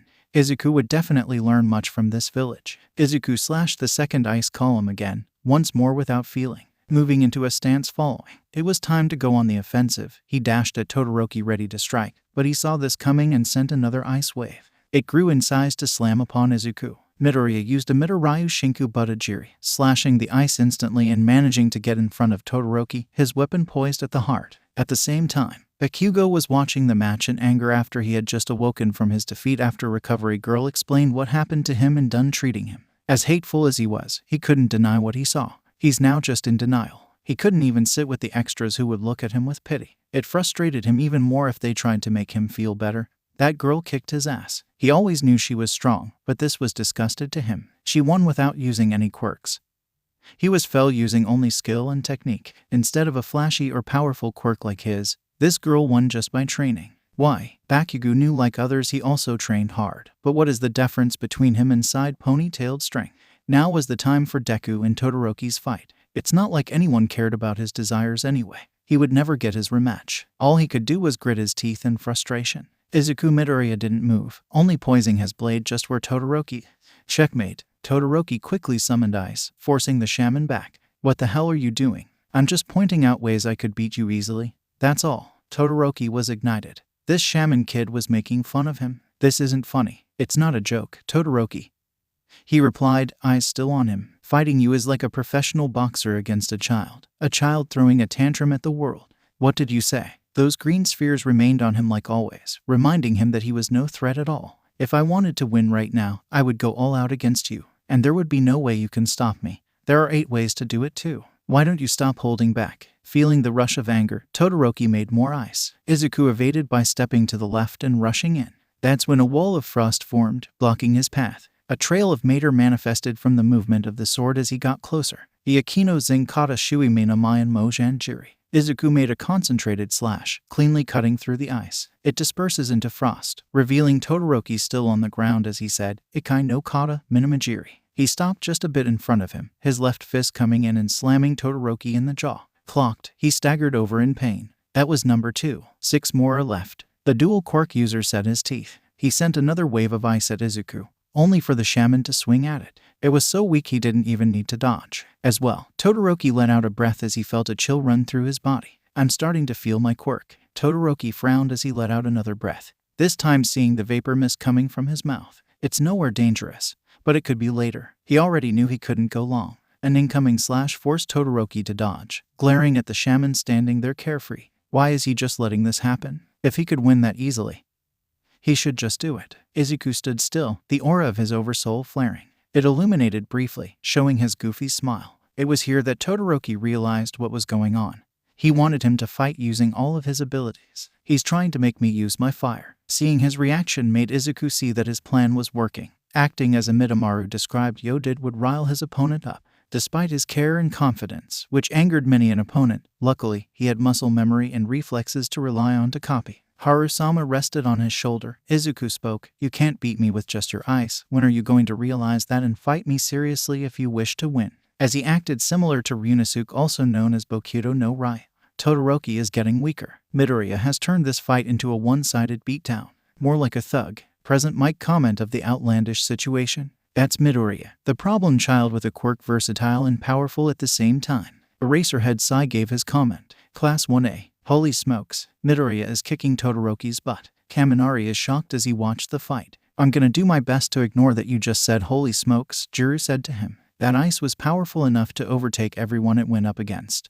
But he crushed it like cookie crumbs. Sato gaped in awe. Was this their passive president? He stood no chance. Midoriya has always been tough, but Todoroki is no slouch either, said Sero with a nervous laugh. But if he used fire he'd be in a better position. Hey yeah, Mina shouted while snapping her fingers. Wait, is Midoriya acting differently? Kirishima spoke as he watched the fight. What do you mean? Deku looks the same to me, replied Ochako as she stared. Actually, began Momo as she watched, her eyes on the shaman. He's not taking this as seriously as usual, like this is a playground to him. Bakugo watched the fight with acute irritation, still far from his classmate. He remembered the conversation Deku and Todoroki had after the Cavalry battle. Bakugo just happened to have followed them after seeing them walk off together. At first, Bakugo wanted to rant at Deku for whining another event, only to stop and listen as he heard them talk. And he heard everything. Todoroki's problems that were just a cracked can of worms, his dad the number 2 hero being the biggest ass of a parent, his mom giving that scar, and the stupid vow that came of it.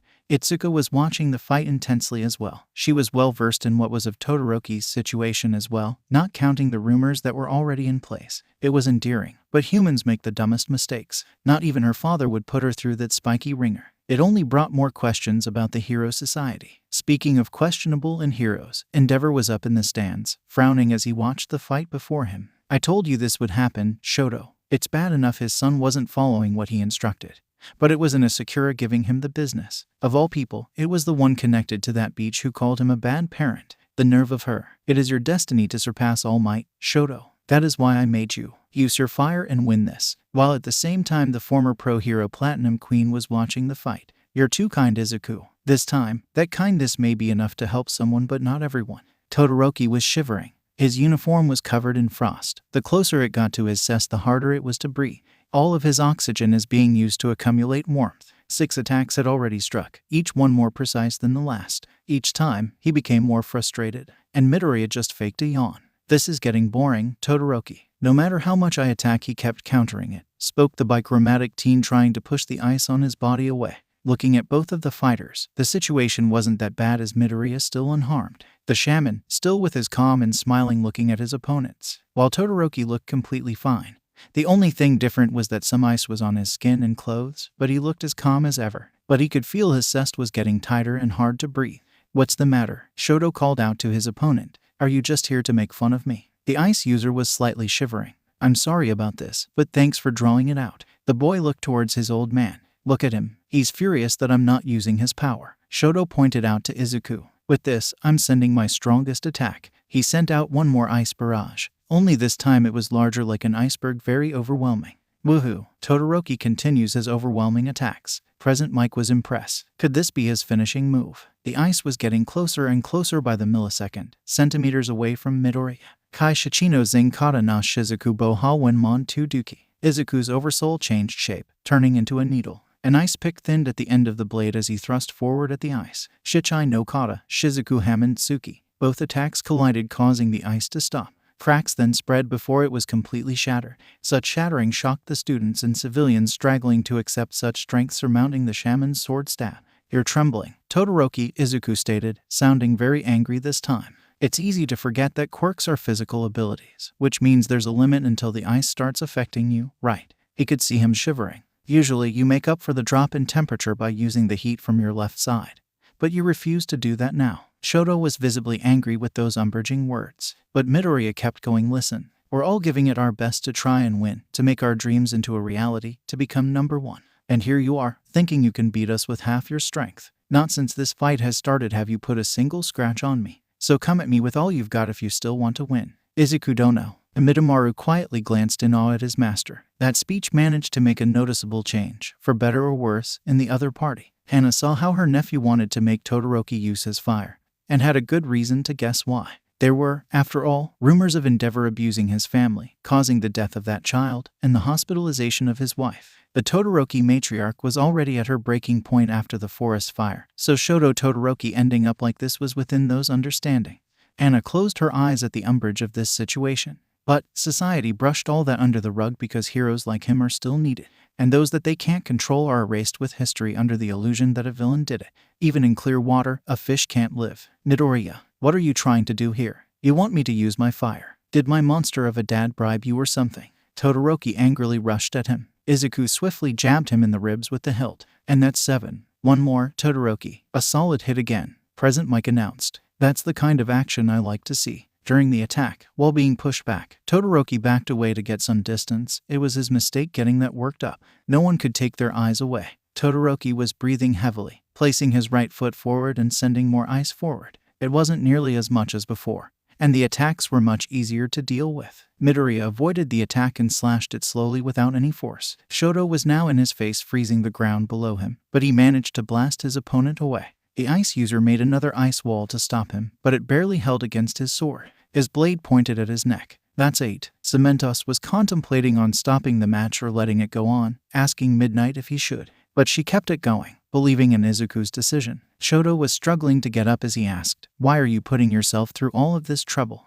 Without an immediate answer, Izuku glared at the stands at those watching him. With an angered tone, Izuku faced Shoto and said, "There are expectations placed on me that I have to live up to. I want to smile while doing something good for them. I want to be a great hero." He dashed at Shoto, his answer making the ice user freeze. This allowed Izuku to land a blow with the part dull of his sword. "That's why I give it my all. You'll never become the hero you wish to be, half-assing it." Shoto fell back but stopped himself without using ice. "You've been through a lot, and I won't know what or even why you're even here. Your life has been so much different than mine, but we're not so different after all. That is why you need to stop fooling around. You can deny your father all you want, but don't expect to become the number one in anything if you don't even try to use your full power." Todoroki was suddenly hit by flashes of his past after hearing Izuku's words. Images of his father's intense training were still fresh in his mind.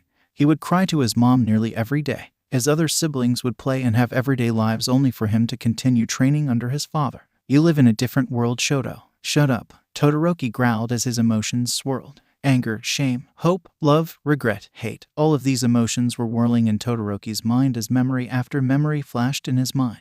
The memory of how his mother gave him his scar came next. He remembered how she talked to her mother before he went into the kitchen, saying how his left side was ugly before dumping boiling water on his face. She was sent away to a hospital with barely a word, and his father seemed to hardly care. Her job was done. She gave him a worthy heir with a quirk that could rival All Might in power. "It's your fault, my father," he started to say while glancing at the flame user in the stands. Those words made Shoto get lost in his thoughts. The personal things that Izuku mentioned must have been going through his head. "Shut up." Shoto landed on the ground, still in the arena, but barely moving. He struggled to even stand from the cold and the pain he was feeling both inside and out. He forced himself onto his feet. "I will reject you," he thought out loud. "I refuse to use my left side. I am not All Might," Izuku shouted at the top of his lungs, stopping Todoroki from finishing. "This is not his quirk. You are not Endeavor, and you are not using his quirk. It's yours." In the stands, All Might was looking at the fight with a critical look. The teachers were allowed to listen in on the battles, thanks to Midnight's earpiece. Here, he was pleased to see it going in his favor, but slowly became confused with what he was doing.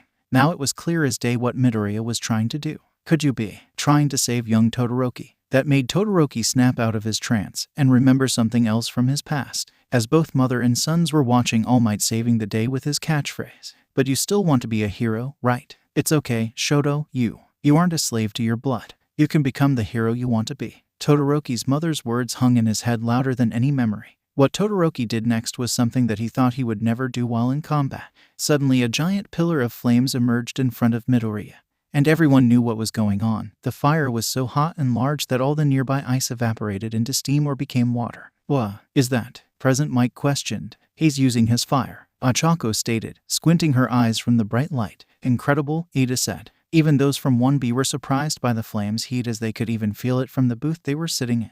"You're a fool for helping your opponent," he pointed out, "even though you want to win this battle. Now, which one of us is screwing around?" He looked at Peace, focused on one thing and one thing only. "I want it too, to be a hero." Midoriya smiled and Todoroki did too. Then a familiar voice was heard. "Yes, Shoto." It was Endeavor, blissfully encouraging his son as he walked down to the edge of the barrier to watch him up close. "Have you finally accepted your purpose?" "That's it. Very good. This is the dawn of a new era for us. With my blood in your veins, you'll surpass me. You will live up to the reason I created you." His body was flared up as much as his son's as he said those words. "Now, this is your true beginning. You who hold my blood, surpass me, and realize my ambition in yourself," Endeavor shouted while his fire blazed, grabbing a lot of attention from the audience. However, despite Endeavor making a grand speech, Todoroki kept his eyes on Izuku, his grin never faltering. Endeavor suddenly shouting words of encouragement. Present Mike guessed, "What a doting father." Anna scoffed hearing that word.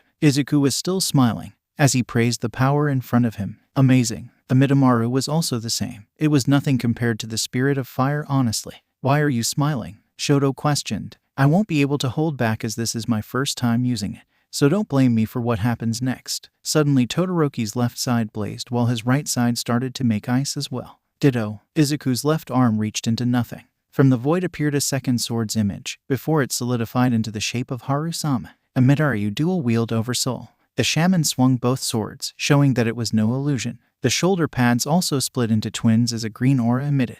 "What's Midoriya created a second sword. This is new," shouted the talking head that was Present Mike. "Nido Ikai, a sword style perfected by Miyamoto Musashi," spoke Eraserhead as he didn't expected that. Even Class 1 was perplexed and surprised that Midoriya was able to use two swords. No conjuring another sword more than one. He can do that. Iida was astonished. He does look more like a samurai. A dual-wielding samurai. Kirishima's eyes sparkled at the scene. "I guess Midoriya was holding back during the two events, or that's his secret move." Tokoyami was impressed. Todoroki unleashed a giant wave of ice at Izuku, one so large the ice wave practically spilled out of the arena. The shaman didn't deter, accepting it as a challenge. As the ice got closer, he made a cross slash, turning the iceberg that looked as huge as the one that sunk the Titanic into chunks. "I guess you've been holding out on me after all, Midoriya. Let's finish this." Todoroki, his oversoul intensified. Samantha started to use his quirk. "Midnight, if those attacks hit, don't worry about it," she spoke, relying on her women's intuition, and she believed in Midoriya.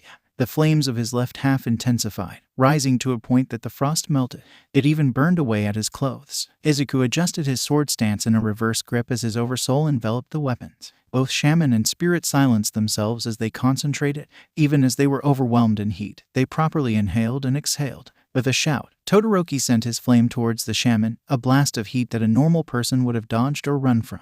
a Mai Chuo Liu, Hu Guangren, for Izuku and Amidamaru. They had the conviction to defeat Todoroki, Amidarayu, Gakujin. It was a whisper, but the intensity of the voice was powerful. Cementos feared the casualties, and without any warning, erected several stone walls from the floor between Izuku and Todoroki. 6 in total, but even it's not enough to hold the flames as it reached the shaman. Swoosh! Then everything was cleared. The flames were dispersed instantly, and the arena was cleanly cut, looking as if it was shattered all the way toward Todoroki. He was sent flying with his clothes ripped from the attack. Izuku was behind him, dispersing the extra sword and sheathing Harusama. With a sieg, Todoroki fell on the grounded arena. Most were perplexed, trying to understand what happened. The flames were instantly gone. Even Cementos, who tried to stop it, couldn't tell what was going on. His cement was sliced like paper. Once the explosion and wind died down, all that was left was a huge smoke cloud covering the arena. What just happened? Asked Kirishima in confusion. I think Midoriya slashed so fast that he created a vacuum that sucked up the oxygen supporting the flames. Momo said to explain what happened, and without defenses, Todoroki couldn't stop him. So that's how there's no sign of burning on Midoriya, but how? Iida was still confused as it sounded impossible. Everyone in the stadium waited with anticipation to see who had won the first match of the second round, but the dust and debris were in the way. Worried over the well-being of Todoroki, Izuku went over to make sure he was all right. He didn't hold back against that attack after all. But as he neared, he saw something different. Inside of his uniform was a bandaged cloth wrapping around his chest. He also spotted 2 rather large mountains contained by the wrapping. That's when it hit him. Barrel ram was what his mouth shouted, even though he thought something else. Shoto was a girl. The spirit floated by watching, speechless as his master mumbled up a storm. "What are you doing, stupid nephew?" spoke a voice in his ears, catching their attention. "There's an illusion up to protect the poor girl's modesty. Carry her away so no one notices, lest her secret be exposed." "All right, ma'am." Eventually, a strong wind blew into the stadium to reveal to everyone the scene. There, they spotted the aftermath of their collision. Midnight then stated while pointing to the winner. "Todoroki is unable to continue. The winner is Midoriya." That was his cue. Izuku lifted Todoroki gently in a bridal carry before hurrying to the nurse's office. "And, Midoriya, what are you doing?" "Taking Todoroki to recovery girl," was his reply as he kept going without waiting for an answer. She squealed at his sportsmanship, allowing it. Of course, she didn't see the truth either. "I allowed such youth sportsmanship. How wonderful. That's the hero's way. Such sportsmanship." The stadium clapped for Izuku's conduct. Though blushing, he continued to the nurse. Endeavor luckily breathed a sigh of relief seeing the secret was concealed. All Might was surprised it turned out this way. The shaman showed his true power and still acted as a hero. He was proud of his protege. Bakugo, on the other hand, was livid. Not only did the nerd win, but he also gained the glory and praise of the masses. He even got icy hot to use his flames, something he'd never done since. There's also the issue of using 2 swords at the same time, which he'd think was cool if it wasn't Deku. This was his wake-up call. Deku and Todoroki were stronger than him. Damn it all. Itsuka just smiled knowing her friend managed to make Todoroki use his fireside, freeing him from Endeavor's shadow. It was perplexing knowing that Midoriya had a secret move, but he's him for a reason. Todoroki opened her eyes and surveyed the entire room. From the nurse area she could see, it was obvious she lost. Then she noticed something. Her clothes were loose and she was covered in bedsheets. Next to her was Izuku, sitting with a confused look on his face. She realized immediately. "So, you saw?" "Yup." He nodded swiftly. "And now you're wondering why I'm hiding my gender." "A little." After bringing Todoroki here, he had his injuries fixed by Recovery Girl who also helped Todoroki. Of course, she knew about that too. Doctor-patient confidentiality. The fire and ice user sighed before speaking. "There's a reason for that. You see, when I was 8, well, you already knew about how my old man was. Then one day, I found an item addressed to him. It had a name I recognized. And of course she won't say its name to Midoriya." Flashback. Shoto was free from sparring with his old man. The domestic violence he suffered left him in bruises. Like always, Shoto endured. Thankfully, Endeavor had to go out of the house for emergency pro-hero business as usual. It's the one blessing he had, his father always being called away from home.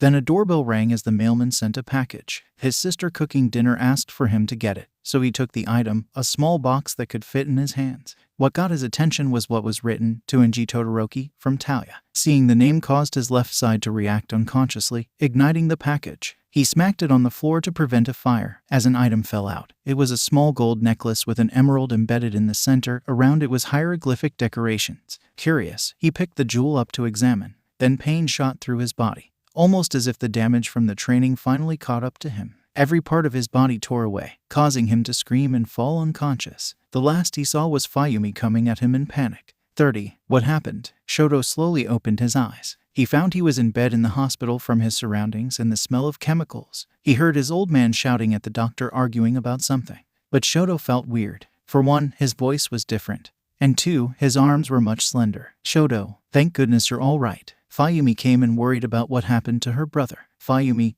what happened? You were attacked by a villain and did something to you. Did something to me. It's very hard to explain. Natsuo was trying to look at his brother and put the right words out. What did that villain do to me? Your body changed into something else, Shoto, Natsuo told him. I did. I think it's better I show you. The big sister brought him to the washroom, where he saw his new appearance. I'm a girl. How? We don't know, Fayumi said, feeling guilty over it all since she asked him to open the door. Father is trying to find a way to reverse this, but they have nothing. That would explain the yelling. Shoto could still hear the bantering and arguments. So, what's going to happen to me? I don't know, Shoto. I just don't know, were her only words. 30. The situation in the Todoroki household changed, but some things remained the same. Endeavor already sent Shoto to a lot of doctors, to no avail as there was no way to cure this. The jewel itself was kept in Endeavor's privacy in case it happened to anyone else, as well as to find a way to reverse it. All they knew was that Endeavor was the target, and Shoto took the bullet by mistake, suffering for her father again. He still kept the training up to have Shoto surpass All Might, doing whatever to hide her gender bend from the public.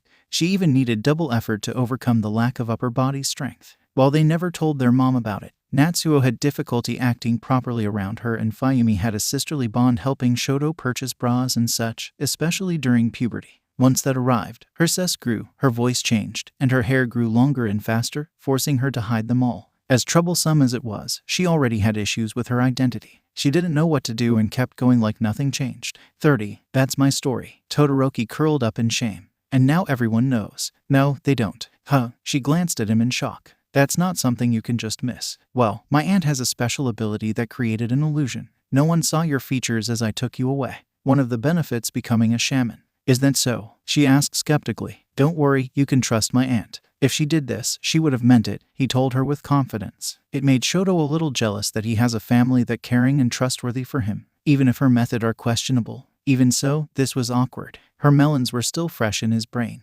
Todoroki eventually asked, so, what are going to do, Midoriya? Taking a deep breath, he said, it's your secret to tell, not mine. And you don't have an opinion change of me? Not really, you are still the same person that almost beat me in the cavalry battle. You're already strong enough, knowing this just makes you cuter. He slapped his mouth shut after that slip. Even though he was taught to compliment females, he didn't mean to say out loud. She glanced at him with a gape in her face. You think I'm cute? Sorry, it just slipped. It's all right, no harm. Thinking of a different way to change the conversation, Izuku said, if you want, I could talk to my aunt. If anyone would know anything, she might. Just find me after this. As Todoroki contemplated that, the samurai ghost spoke, Izuku dono, not that I want to be a bother, but Endeavor is coming. As the samurai was on a lookout. Oof, I better get going. Izuku got up to leave. I hope you turn out well, Todoroki. Thank you again, Midoriya, she said, watching him leave out the door. As he did, she held in her breath. There was a strange warmth in her heart emitting. That all went away seeing her old man.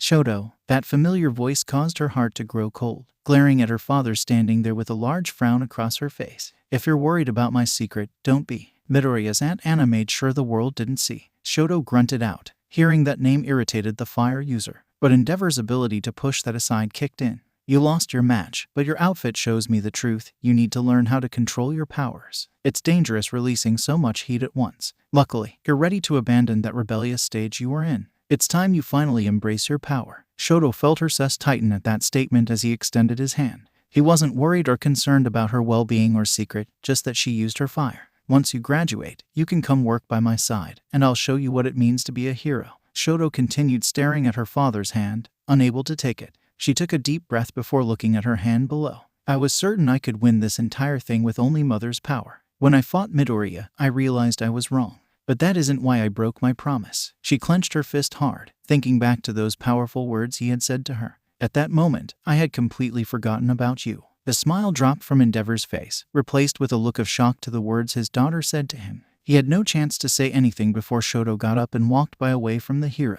The teen didn't even look back as she continued speaking. I don't know what happens now, but one thing hasn't changed for me. Perhaps I really don't need you, and I'm going to embrace who I am. No more secrets. Rounding the corner out of sight, Shoto made his way towards the nurse's room. She didn't need to be healed but had to find something to cover her chest. She didn't want anyone to find out her secret just yet. Endeavor just stood there looking at his daughter in her rebellious face. She had the gall to want to expose her secret after all the trouble someone went through helping her conceal it. Well, he couldn't stop him anyway. It's your choice, Shoto. The audience was excited about the next match. After the explosion of seeing Endeavor's son using his flames, it was something they wanted more of. Right now, Cementos was fixing the arena that was destroyed and slashed during the fight between the two titans. Midoriya arrived at the booth trying to act as if he didn't know a big secret and failing. So many asked if he was alright after braving through that powerful attack. I'm alright, everyone. I just have a few burns and scratches that got healed away. That was so cool, man. You just took down those flames like a manly samurai. What was that technique? Kirishima asked, with Sero pulling him away. You were saying something in there that I had trouble hearing, said Jiru from where she sat. Oh, no one was worried about that. We were all just in awe that you used two swords at the same time, Mina said, pretending to poorly wield imaginary swords. That was very noble how you helped Todoroki to the infirmary. Uraraka told him in approval. I agree. That's good sportsmanship. A lot of his classmates were praising him during the fight and what he did after. That must have meant Anna's power worked. Eyeing him strangely, Momo asked, Is Todoroki alright? Oh yeah, he's fine. Just a few scratches. Nothing recovery girl can't heal. He wanted to hit himself for almost screwing up.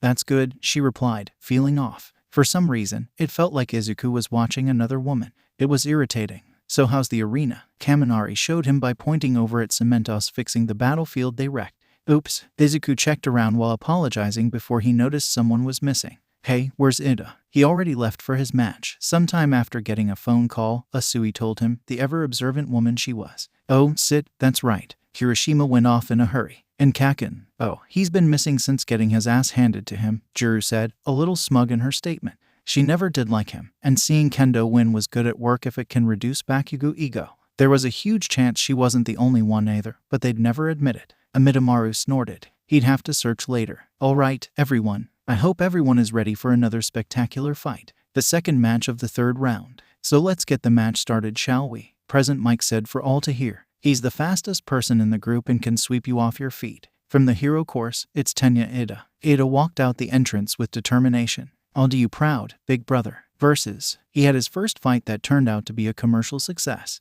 From the hero course, it's Ijiro Kirishima. Why did you have to bring that up? Kirishima grunted, remembering what Hatsume did to him. This is going to be an interesting match, spoke Aizawa with interest. It was a rare sight. How so, might I ask? An immovable object against an unstoppable force. As the fight proceeded, over in Hasu, an event was taking place, one that Iida would remember for the rest of his life. The fight had begun when Midnight gave the signal. Iida made the first move using his engine quirk, going for the kill. The hardened user took the blow after anticipating it, using his arms to guard. Iida cringed, feeling the pain in his foot from the kick, and pushed off to gain some distance when Kirishima went to slug him. So close yet so far. Present Mike commented about the first blood drawn. The attacks continued as Iida moved around searching for an opening.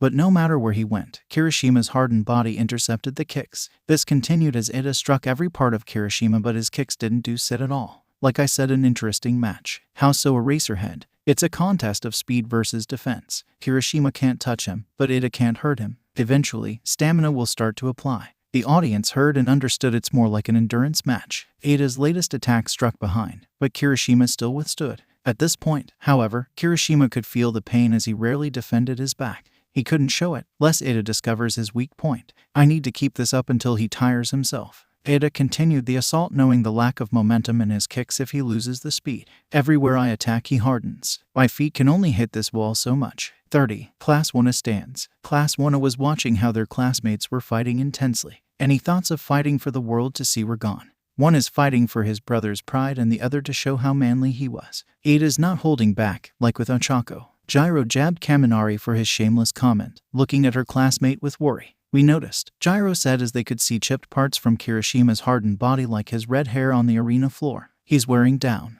But the question is, how long can Kirishima last with his defense? Asked Ajiro, looking with intrigue. Who's going to last the longest? Sero asked. It's more like an endurance fight. Shoto made her appearance with the crowd staring at her with relief. Still covered in a few band-aids, she was relatively okay. Oh, Todoroki-san, you're all right. Mina looked at with relief. I'm good. Recovery girl already healed my wounds, and I wanted to see the tournament.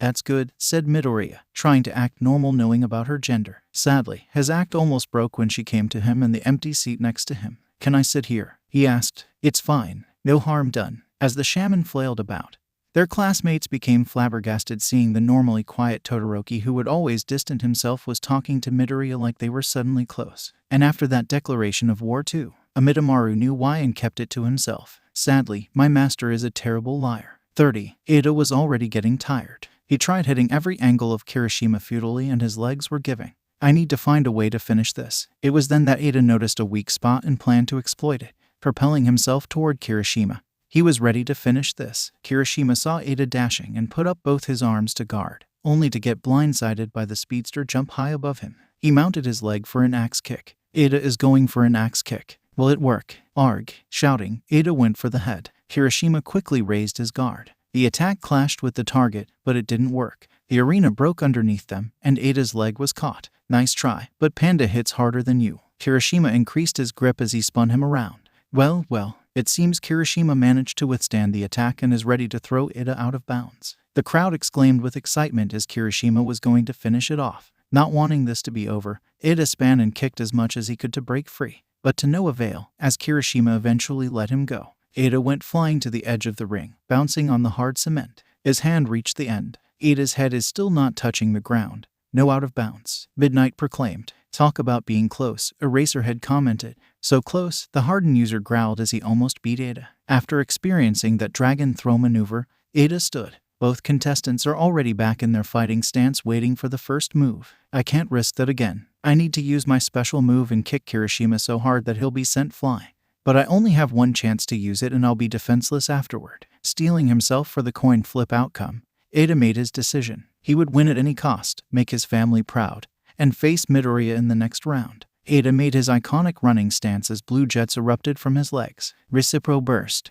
Going hard and fast, Iida delivered a kick that reached Kirishima still on guard. Thunk, thunk, the audience repeated awaiting the outcome. Arg, Iida screamed in pain gripping his legs. He could feel his bones shatter from the impact. What happened? Why it didn't work? Iida's speed would be able to send Kirishima flying. Kaminari looked in shock. Look closer at Kirishima's legs, Amidamaru spoke. As everyone looked closer, they could see his legs were embedded inside the concrete. Kirishima dug in his legs to reinforce his guard. Iida's speed lacked the power to break Kirishima out of that foundation. This was Momo's explanation, and all understood what she meant. It's the same as a car crashing into a building. No hard feelings, Iida. Kirishima apologized looking at the hurtful class assistant gripping his right leg. I had to think hard about how to become an immovable boulder after Panda sent me flying so easily. This was my answer. Kirishima quickly grabbed Iida still writhing in pain and plopped him out of bounds that easily. Iida is out of bounds. Kirishima wins the match. Midnight announced for all to hear. You heard it, folks. The hardened kid has undone the speedster, just like the tortoise and the hare. That's actually a good metaphor. Thank you, hey. The crowd applauded such a dynamic match. Kirishima cried in joy knowing he won in a real fight, after that humiliating first match with her. Yeah, while Iida was distraught knowing he lost. I'm sorry, Tensei. I failed you. Tears sprouted from his eyes, knowing he can't say I won for the family honor. Iida lost. Achako glanced at her partner's assistant being carted to Recovery Girl. She already knew how determined he was to win for his family, something she could empathize with. He shouldn't try kicking a boulder at top speed, Sero stated. It could have worked, only if Iida held the monstrous strength to break through such resistance, was Tokoyami's thought. How's Iida doing? Is he alright? Achako asked again seeing how distraught he was. Don't worry, we've got the world's best doctor. Mina gave positive words. I sure hope so. This was Sato thinking. A doctor can only help him physically. Amidamaru kept that to himself. It would only dampen the mood. 1B stand. Kirishima managed to beat that speedster. TetsuTetsu smiled with his sharp teeth seeing his hardened rival win the match. I thought you hated those from class 1 except Midoriya, said Setsuna, who was a bit confused. Not him. We're basically rivals, was the steel user's proud statement. More like the exact same person, Komori said to herself. Monoma didn't care as long as class 1B won. What's important is that Ibara will be fighting against that one at beach in the next round. Then we support her to win. Pony was cheering on. You said it. Iida came to the stand after healing his wounds, but his spirit was visibly in tatters. Even the way he said he was all right was painful to those who paid deeper attention. But by the time he had arrived, they were all ready to watch the next match. Kirishima, who was there already, got up and shook Iida's hand. Hey, good play out there. Iida did the same by shaking Kirishima's hand as a sign of respect before he vibrated suddenly along with his former opponent. Everyone looked at the strange display Iida was doing before he spoke, saying, It's fine everyone. It's just my phone. He checked the caller. It's my mother, I need to take this. Making his way out of the booth, he was going to make the call. 30. All right everybody, it's time for the next match of the third round. Everyone quickly made their way to their seats as Present Mike announced as usual. Grace, cunning, and won her match the fastest yet. It's Ibara Shizaki. It wasn't that fast. Kaminari sulked with a shadow over his face. It took literally seconds for her to win. Gyro deadpanned, nearly making the blonde cry in shame. Ibara, win this for Class 1B, shouted Monoma, the blonde Chunobiu he is, versus the spunky pink horn girl with an acid touch. Don't get on this girl's bad side, boys and girls. Also from the hero course, it's Mina Ashido. Yeah, Ashido, win this for the team. Both Ibara and Mina stood across from each other in the arena. Mina had a confident grin on her face while Ibara stood with her eyes closed and hands praying. Get ready to lose, girlie, Mina shouted as she crouched low, her acid already forming in her hands. I will not fall, but prevail, Ibara said simply in a stoic tone, seeing her not a threat at all. Start. Mina shot off first as she used her acid to slide across the ground. Shizaki quickly embedded her thorn hair to the ground, caught by surprise when then vines come out of the cement. The slippery pink girl dodged them easily. While doing so, she threw acid, splashing her essence at the thorns. The growth became brown and crumbled as a result. She did try to attack underneath as the vines tried to tackle the acid user, but she was fast and flexible as she spun her acid, turning the vines into a pile of goo. This is going to be an easy win, Ashido spoke as she continued dodging the vines and using her acid. It seems Ashido is getting the advantage. Can she swipe it clean for another win? She was getting near her opponent, ready to deliver a finishing blow. But before Mina could jump for a forward attack, she fell on the concrete arena, almost like she just tripped by accident. Oh no, Ashido just tripped. That going to leave a mark, Present Mike exclaimed, seeing someone trip during the fight. This is going to cost her. A rookie mistake. Yeah, you said it, Eraserhead. What? She looked back to see what was happening because she knew she didn't trip. Checking her legs, she saw that they were tied by something. How did that? Those were her last thoughts just as a giant wave of thorny vines the size of a car slammed into her. She cried out as she was sent flying out of bounds. Mina Ashido is out of bounds. Ibara Shizaki wins the match, Midnight announced, raising a flag to the aforementioned winner. This was another fast win for Ibara Shizaki. This makes 2, a new record in UA books, folks. You hear that, Class 1? It's going to be recorded. Monoma shouted towards one of stands, his manic eyes looking dry. Okay, sadly the chapter is over. And if you enjoyed the video, just leave a like and subscribe with post notification, so when the next chapter is ready, you will be notified. Okay, see you in the next video. Bye.